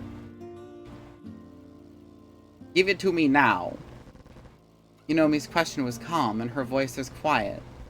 Do you really believe you'll be able to eat that pudding again?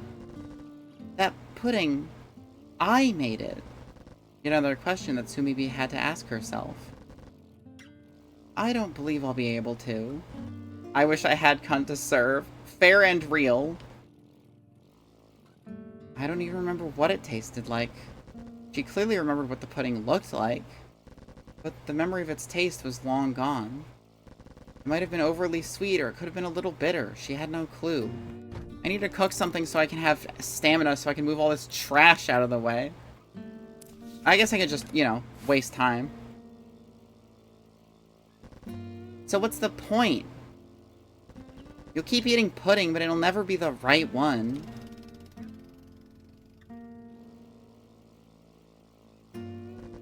You're right. But that's exactly the point.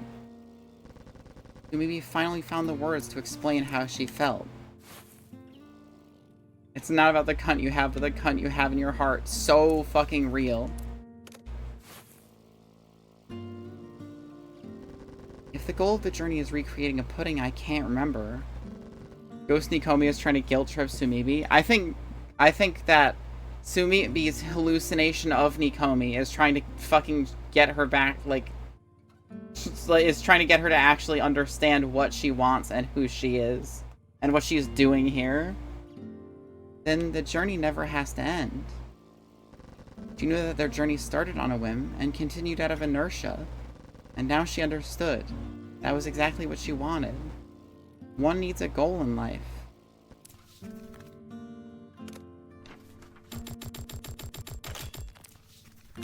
sugar.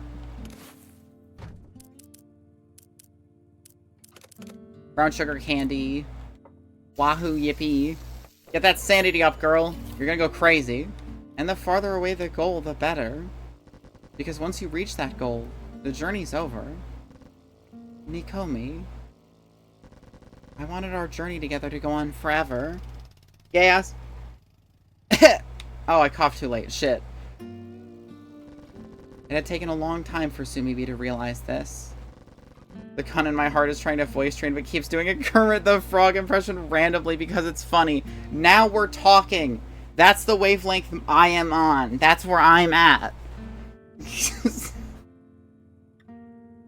But now she could see that it has always been the truth. She never admitted it to herself because she was scared. Scared of Nikomi not feeling the same way. That's why she'd given her the cold shoulder. Maybe could hear Yunomi giggle behind her. I don't know why the caption seems completely incorrect. And it keeps saying Nikomi instead of Yunomi as the hallucination. But honestly, I can't tell if that's intentional or not, so I'm gonna keep doing Nikomi voice. And will you be able to admit that to Nikomi if you get to see her again? Probably not. I thought so. The weight she felt, or imagined, against her back started getting lighter. If you manage to find her, be good to her. Yes, if.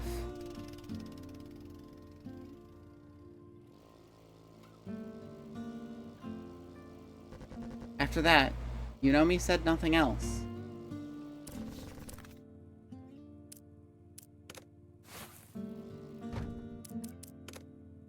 That just restores stamina. Curry and tomato. Tomato curry, activate.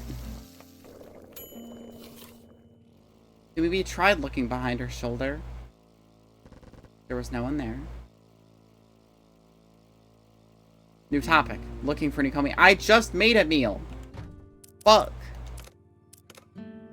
Gâteau au chocolat.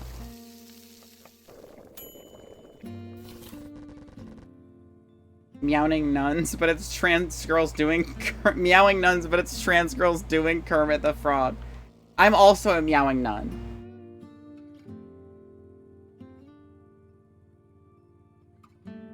If she wanted to find Nikomi, she had to think of a way to look for her. Maybe racked her brain. Well, first we're gonna look for ingredients because we're fresh. We're fucking fresh out. Maybe racked her brain. She couldn't think of any way to reach someone who had disappeared. Low-cut nun habit model when? Please. I'd definitely consider it. Hydrate. I wish I could hydrate. I don't even have a beverage. I have what's left of this Dr. Pepper. Hashtag sponsored by Dr. Pepper. Hashtag Dr. Pepper, please sponsor me.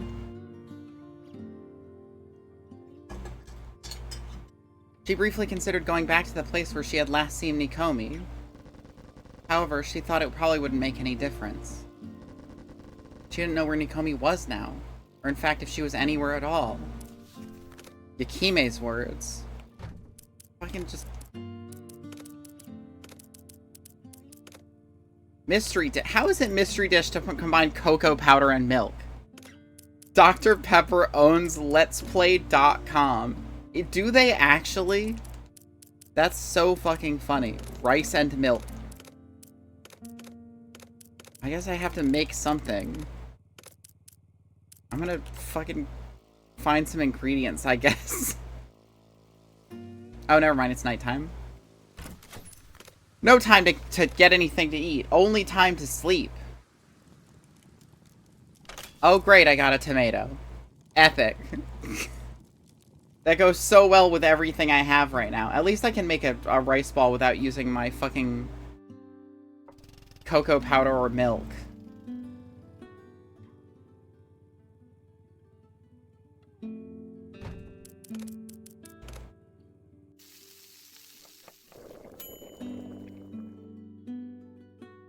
It's one of those initiatives they made to get positive press during the insanely fat-phobic American obesity scare. Oh, like, let's play outside? Not like, let's upload let's plays to this website? Sumibi remembered Yakime's words. People share their reality via their eyes. That's why they disappear from reality when nobody is looking.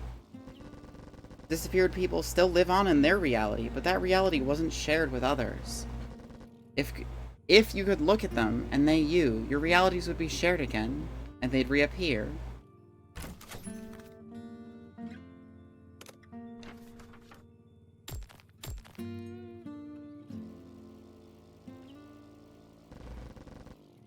Or is that spider crab saying silence brand? Fair. Useful. She had to find Nikome and exchange looks with her. But how? She wondered where the other girl was and what she was up to. I wonder if they both go back to the cafe. Oh, the walkie-talkie! Now that's an idea. Time to make some more gâteau au chocolat. Maybe was struck by inspiration. She remembered the walkie-talkie. Marine's walkie-talkie supposedly used eyesight waves for transmission. Rips this cafe apart for food.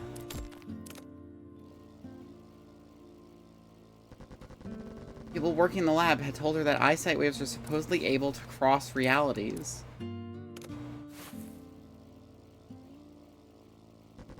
If that were true, she might be able to contact Nikome. She didn't know where Marine was right now, but she'd mentioned a second walkie-talkie. Could Sumibi reach the lab where the walkie-talkie was? Yeah, we have fuel for this purpose. And even if she did, could she really use it to talk to Nikome? That would only work if the other girl was also in the walkie-talkie's range. Sumibi had to bet on Nikome coming to the same conclusion as her. Moreover, she had to bet on Nikome wanting to see her again. Sumibi slowed the bike down without even thinking about it. No matter how many issues her plan had, it was her only plan. She needed to try something. She needed to act. Just as she'd been acting all the time. The bike picked up speed again. This time, it was headed toward the lab.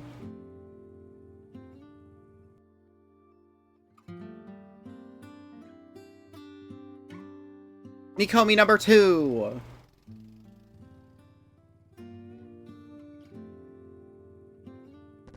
Nikome wondered how Sumibi felt about this.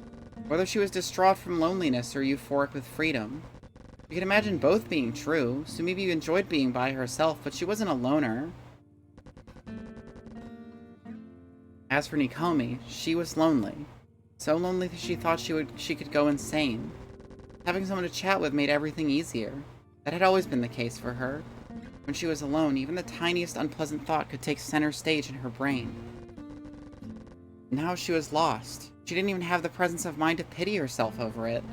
She had to choose a goal. At the same time, she kept thinking of how Sumibi was taking it. Would she just keep traveling by herself, free from any annoyances? And if, by some twist of fate, they managed to reunite, would Sumibi want to start traveling with Nikome again? Or would they just go their separate ways after exchanging a few pleasantries?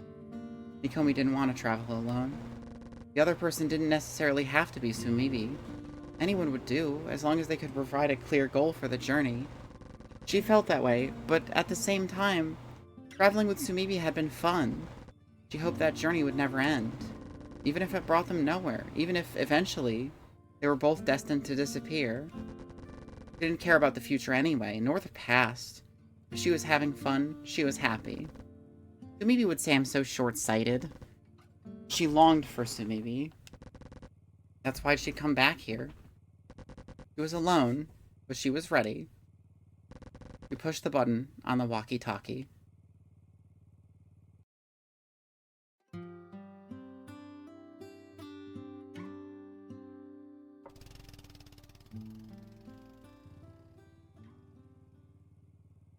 Yes! The walkie-talkie powered on. The first sound to come out of it was just static. It felt like it was connected to some place far away. For all she knew, the other girl could be just a few steps away. Finally, she spoke. So, if we managed to make that pudding you've been wanting to eat, what would you do after that? The reply didn't come immediately. Maybe it took time for her words to reach the other walkie-talkie. Maybe Sumibi was just taking her time thinking about how to answer. Good question. Sumibi's voice didn't give her enough hints to confirm or dismiss either theory. But whatever the case, the walkie-talkies were working. I'll think about it after eating the pudding. You sounded almost bored, like always. And if you don't come up with any good ideas, we'll continue traveling until I can come up with one. Maybe we'll already be old by then. That'd be fine, too. Maybe we'll never find a new goal. And at the end, when we look back on it all, it'll all have been pointless. I imagine the walkie-talkies that use eye energy have eyes in them. I think they probably have, like, some kind of stylized robotic eye type thing. I don't think they have actual eyeballs in there. You're right. Everything we do is just like that. We're just convincing ourselves it matters for a while. One day I'll die. And there'll be nothing left to prove that I ever lived. You know, maybe I'll end up regretting it. I'll tell myself I could have done so much more. We need to find a more constructive goal then. Let me have my fleshy talkies. You can have as many fleshy talkies as you want. That's my special gift to you. You can have all the fleshy talkies in the world. Constructive? Like what? Oh? So much for that, then. I don't know, but we could do something for the sake of humanity. Like bringing the world back to normal or something. Wouldn't it be better if our goal was something important like that? I can't do anything, I know. But you could do something great. You talk about humanity, but right now, humanity is really just the two of us. That's not true. You're talking to me, right? I'm here. That must mean that everyone who disappeared is still alive too somewhere. Maybe could not disagree. Yakime had told them that reality split and that despite disappearing, people weren't dying. Marine had also been right. The walkie-talkie could contact disappeared people. People's realities had been diverged because the glue keeping them together, sight, had stopped working. But people weren't really disappearing. Of course, they weren't dying either. In theory, rejoining all those separate realities should have been possible. But just you and me, riding the bike, going places, chatting about stuff. That's fun in itself. Sounds like a good goal to me. Isn't it enough? Maybe they could have actually saved the world. The problem was that Sumibi wasn't particularly motivated to do so. She knew she would second-guess herself before every step. In a world like this, you couldn't afford to stop and think. Not even for a moment. In that moment, the loneliness, the uncertainty, the lack of meaning would grow enough to asphyxiate you. You had to keep running. Only by moving could you survive. It is enough. It's more than enough. They still couldn't see each other, but each could hear each other's voice loud and clear.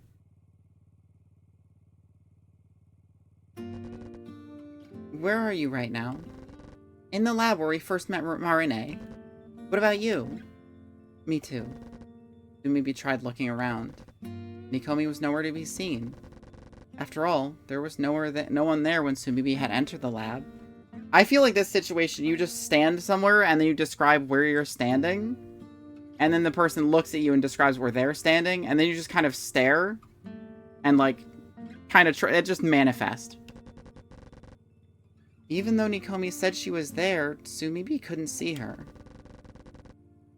Actually going back to each other's world. Could it be that it's impossible?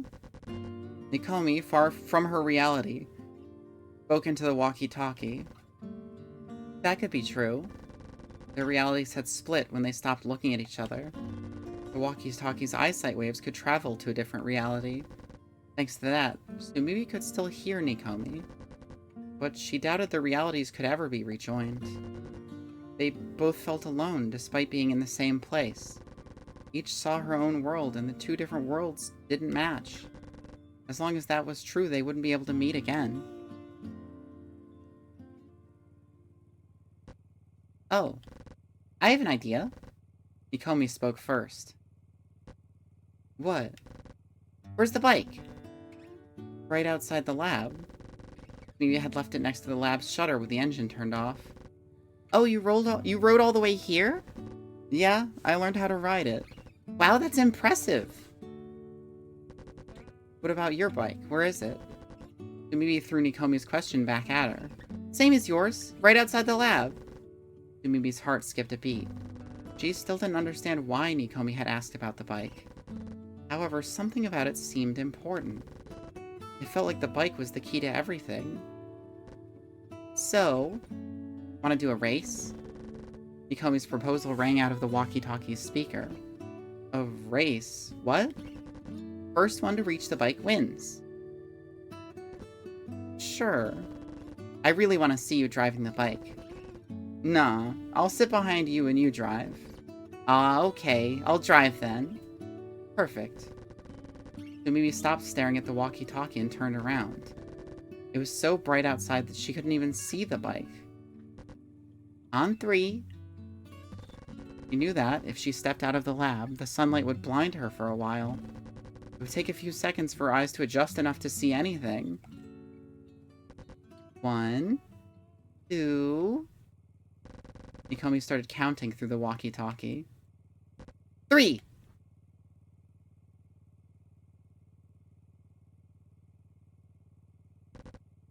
Sumibi sprinted. She ran towards the lab's exit to the point where she remembered having parked the bike. She wasn't sure why, but she knew she wasn't supposed to look back. She knew she wasn't supposed to look anywhere but in front of her. She had to get to the bike as fast as possible. Whatever she would find there didn't even matter. She only had to reach the bike and jump on it, on the rear part of the seat. Then, she had to see. As she ran through the open shutter, the sun blinded her for a second.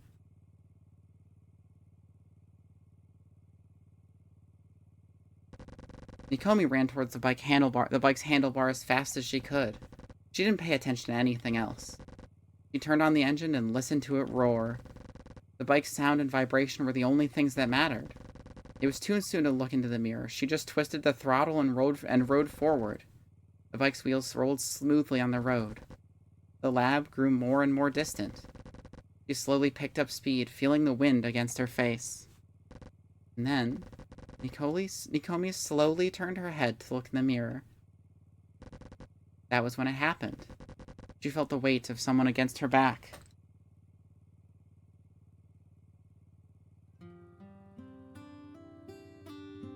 Girls, we have landed.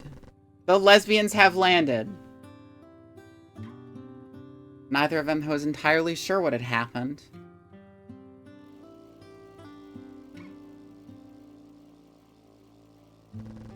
In a way, it hadn't even felt like anything had happened. At best, they could have said it felt like waking up. Like coming out of a dream, opening your eyes and seeing the very real ceiling above your bed, and then realizing you've been staring at the ceiling for a while. That was what it had felt like to them. Noticing something that had always been there from the start. The weight against Nikomi's back. The wrinkles on her clothes where they were being gripped. Those things had always been there, even before the bike had started running. You could feel the seat vibrating and her long hair moving with each bump in the road. Her eyes were still closed. I love it's driving automatically. Her eyes were still closed, but she could feel the girl in front of her. Just as I thought. Sumibi finally opened her eyes. I still like sitting in the rear better.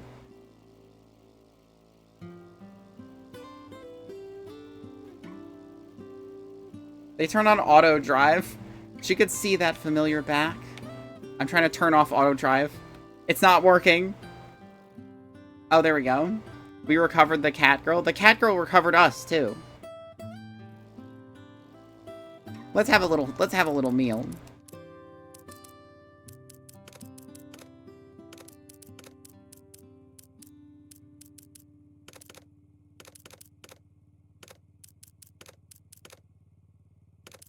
A tomato and cocoa powder makes Caesar salad. Let's have some brown sugar men. So the cat girl was a hallucination or the real cat girl? The cat girl before when she was gone was a hallucination. The cat girl now is the real cat girl. Is no tragedy allowed in this house? The world has ended. We've had enough tragedy. We're good on tragedy. The smell of the bike's exhaust was now joined by a different, familiar scent. I really want to see you ride the bike someday.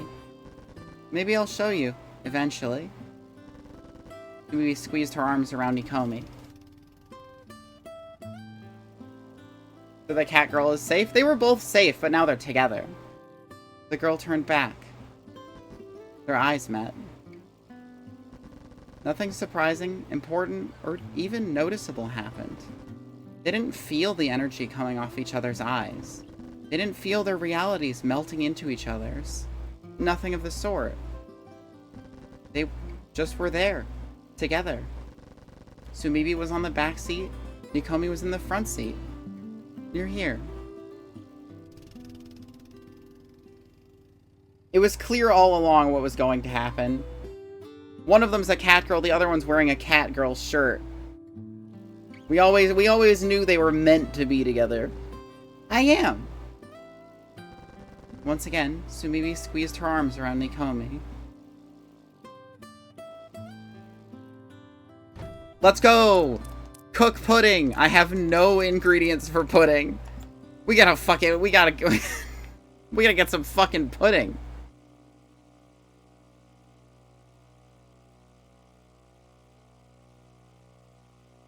Hello? Pudding!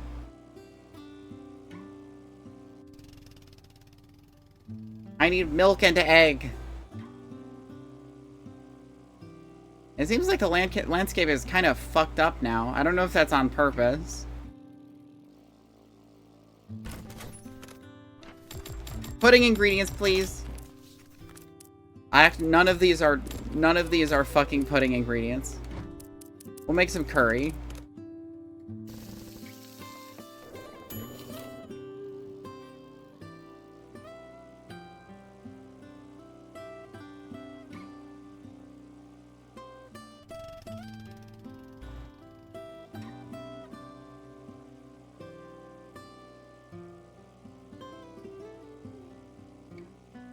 Curry pudding. Now we're fucking talking. We're getting back to those gross fucking pudding ideas. So what happened to the cat girl before? Well, they looked away from each other. And their realities were different enough to separate.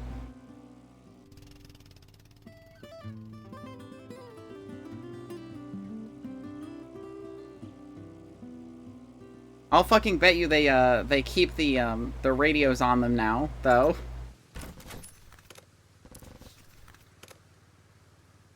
Yeah, they both separated into their own separate realities. Sweet beans! That's not helpful! I need to make pudding here.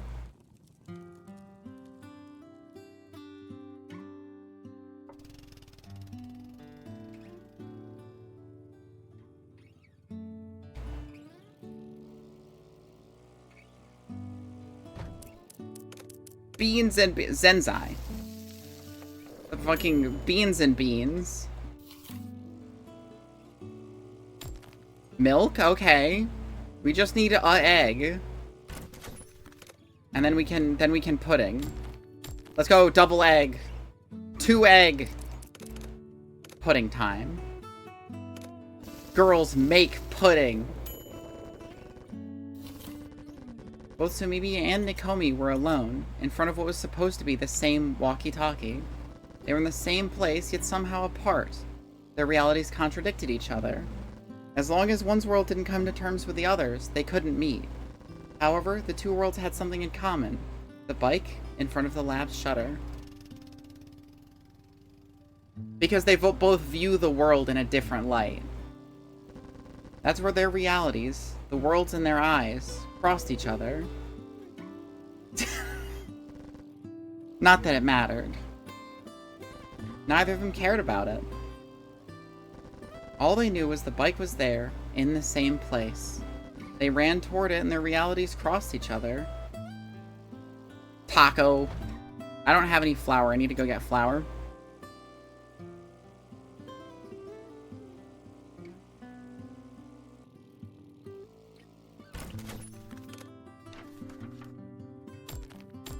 Fuck, no flour? Really? Hot chocolate.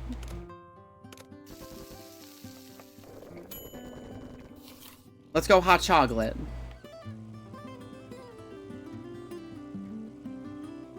But seriously, I need some flour.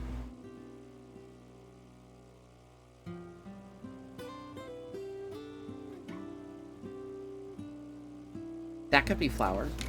That box up there. Let's go! Pago. I need to get flour. Me killing Flowey. I need to get flour. Me going to the weed store.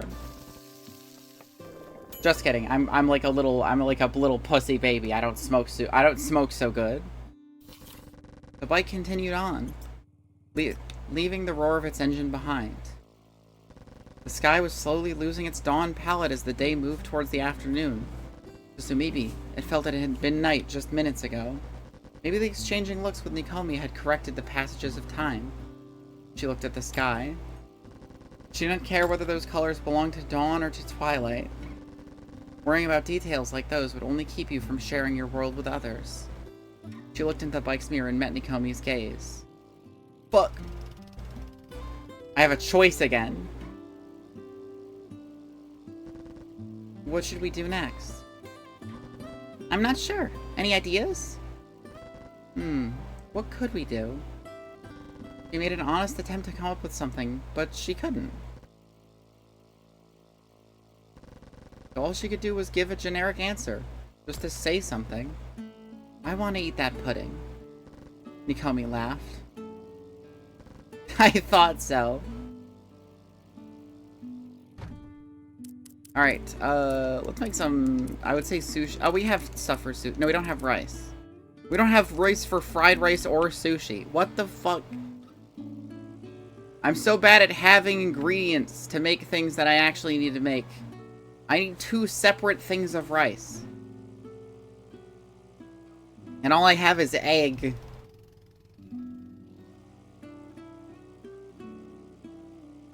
Some fucking dogs?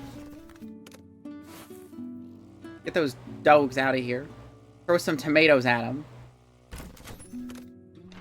You guys got rice? Let's go double rice. Alright. Fried rice. No, sushi. I want crossing gazes first. I have no egg and I must scream. How did we manage to reunite? Huh? It's probably some difficult scientific thing. I wouldn't know. If we could get someone to use the walkie-talkie at the same time as us, could we get them into our world too? I'm not sure. What if their world had become too different? Yakume said you couldn't meet people like that again, right? So our realities were different, but not too different? I guess. If that were true, she had to wonder how different was too different.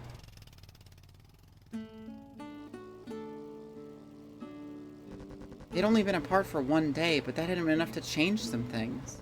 For example, the weather and the time of day.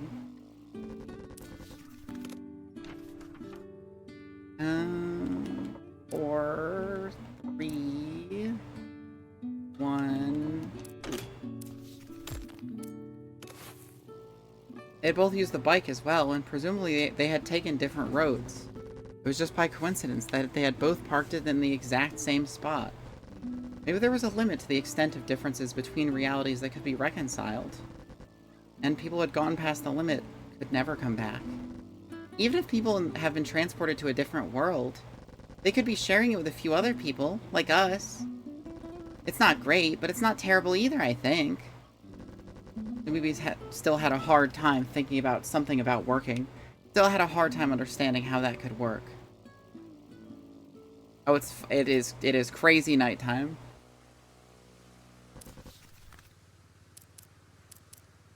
Brick? I guess we'll use the tent.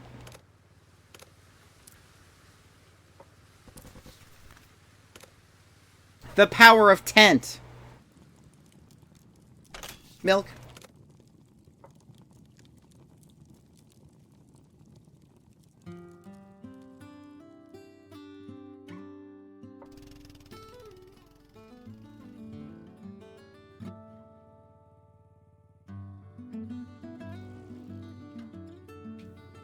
Fried rice.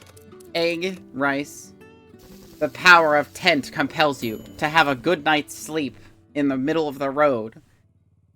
I'm wondering about something. Earlier, when we got reunited, our realities became one again, right? I was thinking that maybe they ended up correcting each other. Each other's reality? Exactly. That could be. Did you notice anything weird? Well, if my reality was corrected, I wouldn't be able to notice that though, right? I wouldn't be able to notice that though, wouldn't I? That could be true. And even if we could notice those changes, maybe it'd be better not to mention it to each other. You mean it'd make our realities separate again? I assume is what she was about to say. Split up again? Split up instead of separate. I'm just guessing. But I wouldn't like that. Maybe he thought that Nikomi had probably noticed something too. Being in different worlds had created some inconsistencies. Somehow, those were fixed when the worlds were joined together again. Right now, they were both perceiving the same reality. Why obsess over what had changed? We're together. We're riding the same bike. Whatever. Lap. Brown sugar candy.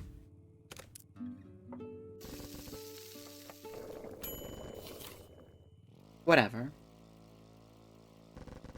That's enough for me. I don't care about the rest. Dumimi had just mumbled that to herself. Inconsistencies weren't even that big of a deal. Different people perceive things differently all the time. Ignoring that was how everyone could share a single reality. Oh, stop it. You'll make me blush.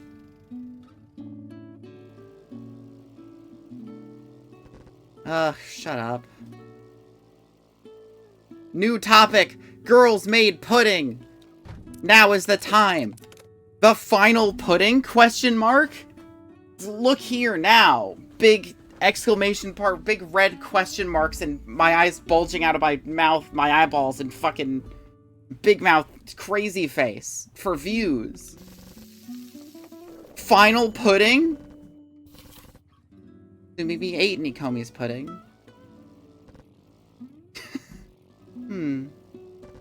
It's still not quite there. Will I ever be able to make the pudding you want? How long will it take me? We're still gonna solve this puzzle, though. 3. 4. 1. 2. Sweet beans. How long will it take me? Could be anything from 1 to, say, 5 years. If I kept making pudding for 5 years, I'd basically become a pastry chef. You could open a pudding store. I wonder if I'd get customers. Depends on how the world will be 5 years from now.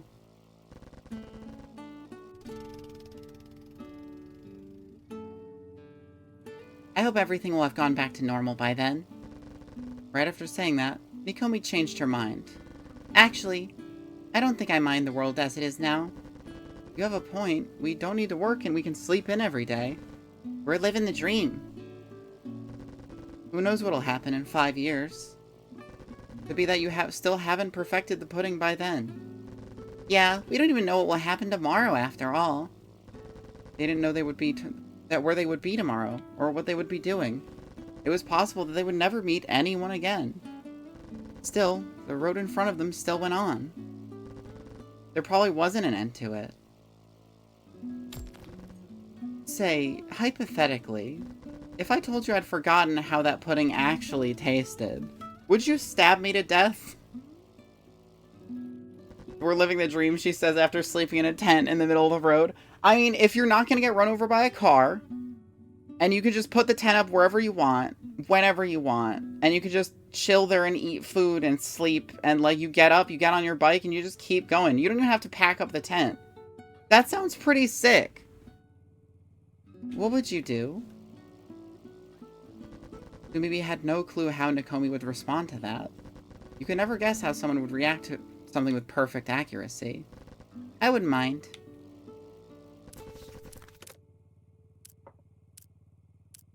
I actually have to make food to survive this counter with these snakes.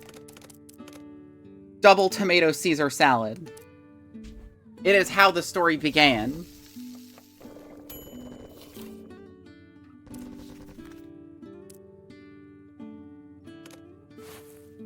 I wouldn't mind.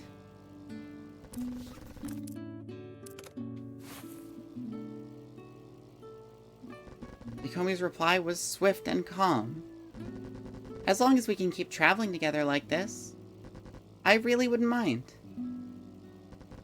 Maybe had expected a slightly different answer, but Mikomi's way of thinking was the reason they were traveling together to begin with. Beans.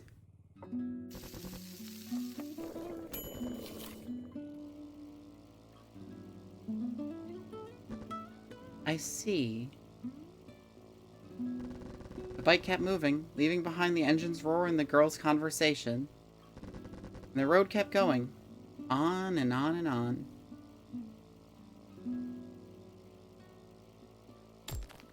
I got mincemeat. They're having hamburgers tonight.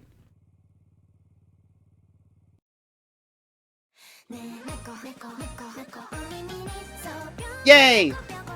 Yay! Yippee!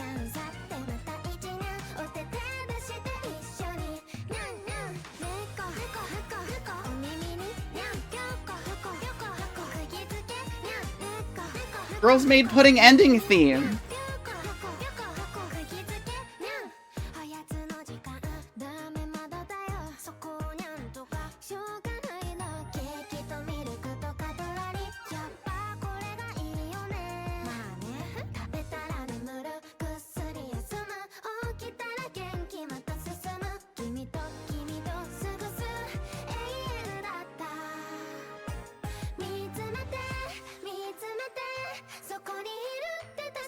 There shall be no garden cabin. You will watch the cute girls and you will be satisfied.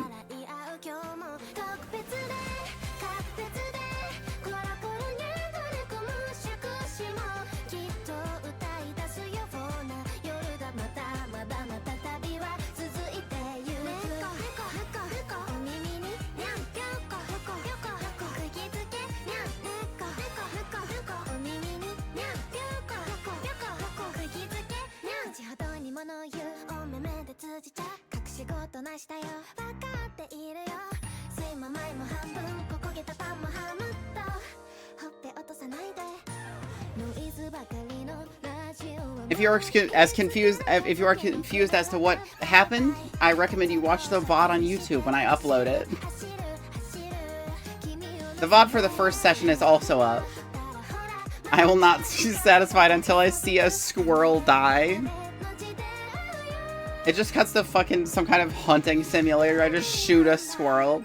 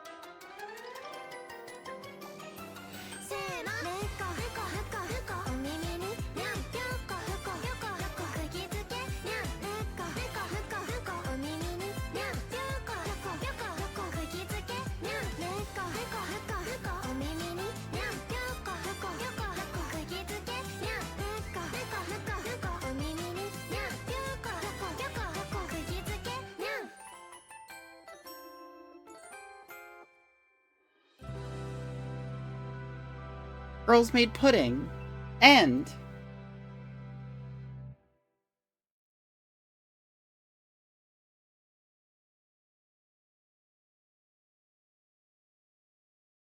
That was cute. I really, really liked that.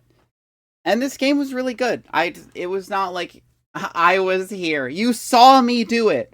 You all were here to see me defeat Girls Made Pudding. If you enjoyed Girls Made Pudding, I must recommend a manga slash anime. I would highly recommend the manga. Girls Last Tour. It is the same sort of, like, post-apocalyptic, but kind of cozy vibes. I don't really know how to describe it. There's a word for it, but I don't remember what it is. But I will always recommend Girls Last Tour, because it is very good. And I will always recommend, I don't especially recommend it to people who enjoyed this game. If you did not see the first session, or if you are coming in just now, I highly recommend you go check out the VODs that I uploaded to YouTube, as I always do with my streams, if I remember. I'm going to find somebody to raid. It looks like the Vile Exhumed. Art Retro Games, Corrupting Game. Oh my god, Gloop Queen is like purposefully corrupting games? That sounds awesome. So I'm gonna send you guys to Gloop Queen. I hope you enjoy her stream. I hope you enjoyed this stream. I will see you guys on Friday, same time as always. 6 p.m. EST is when the doors to the Cafe After Dark open. And I will see you then. Bye-bye.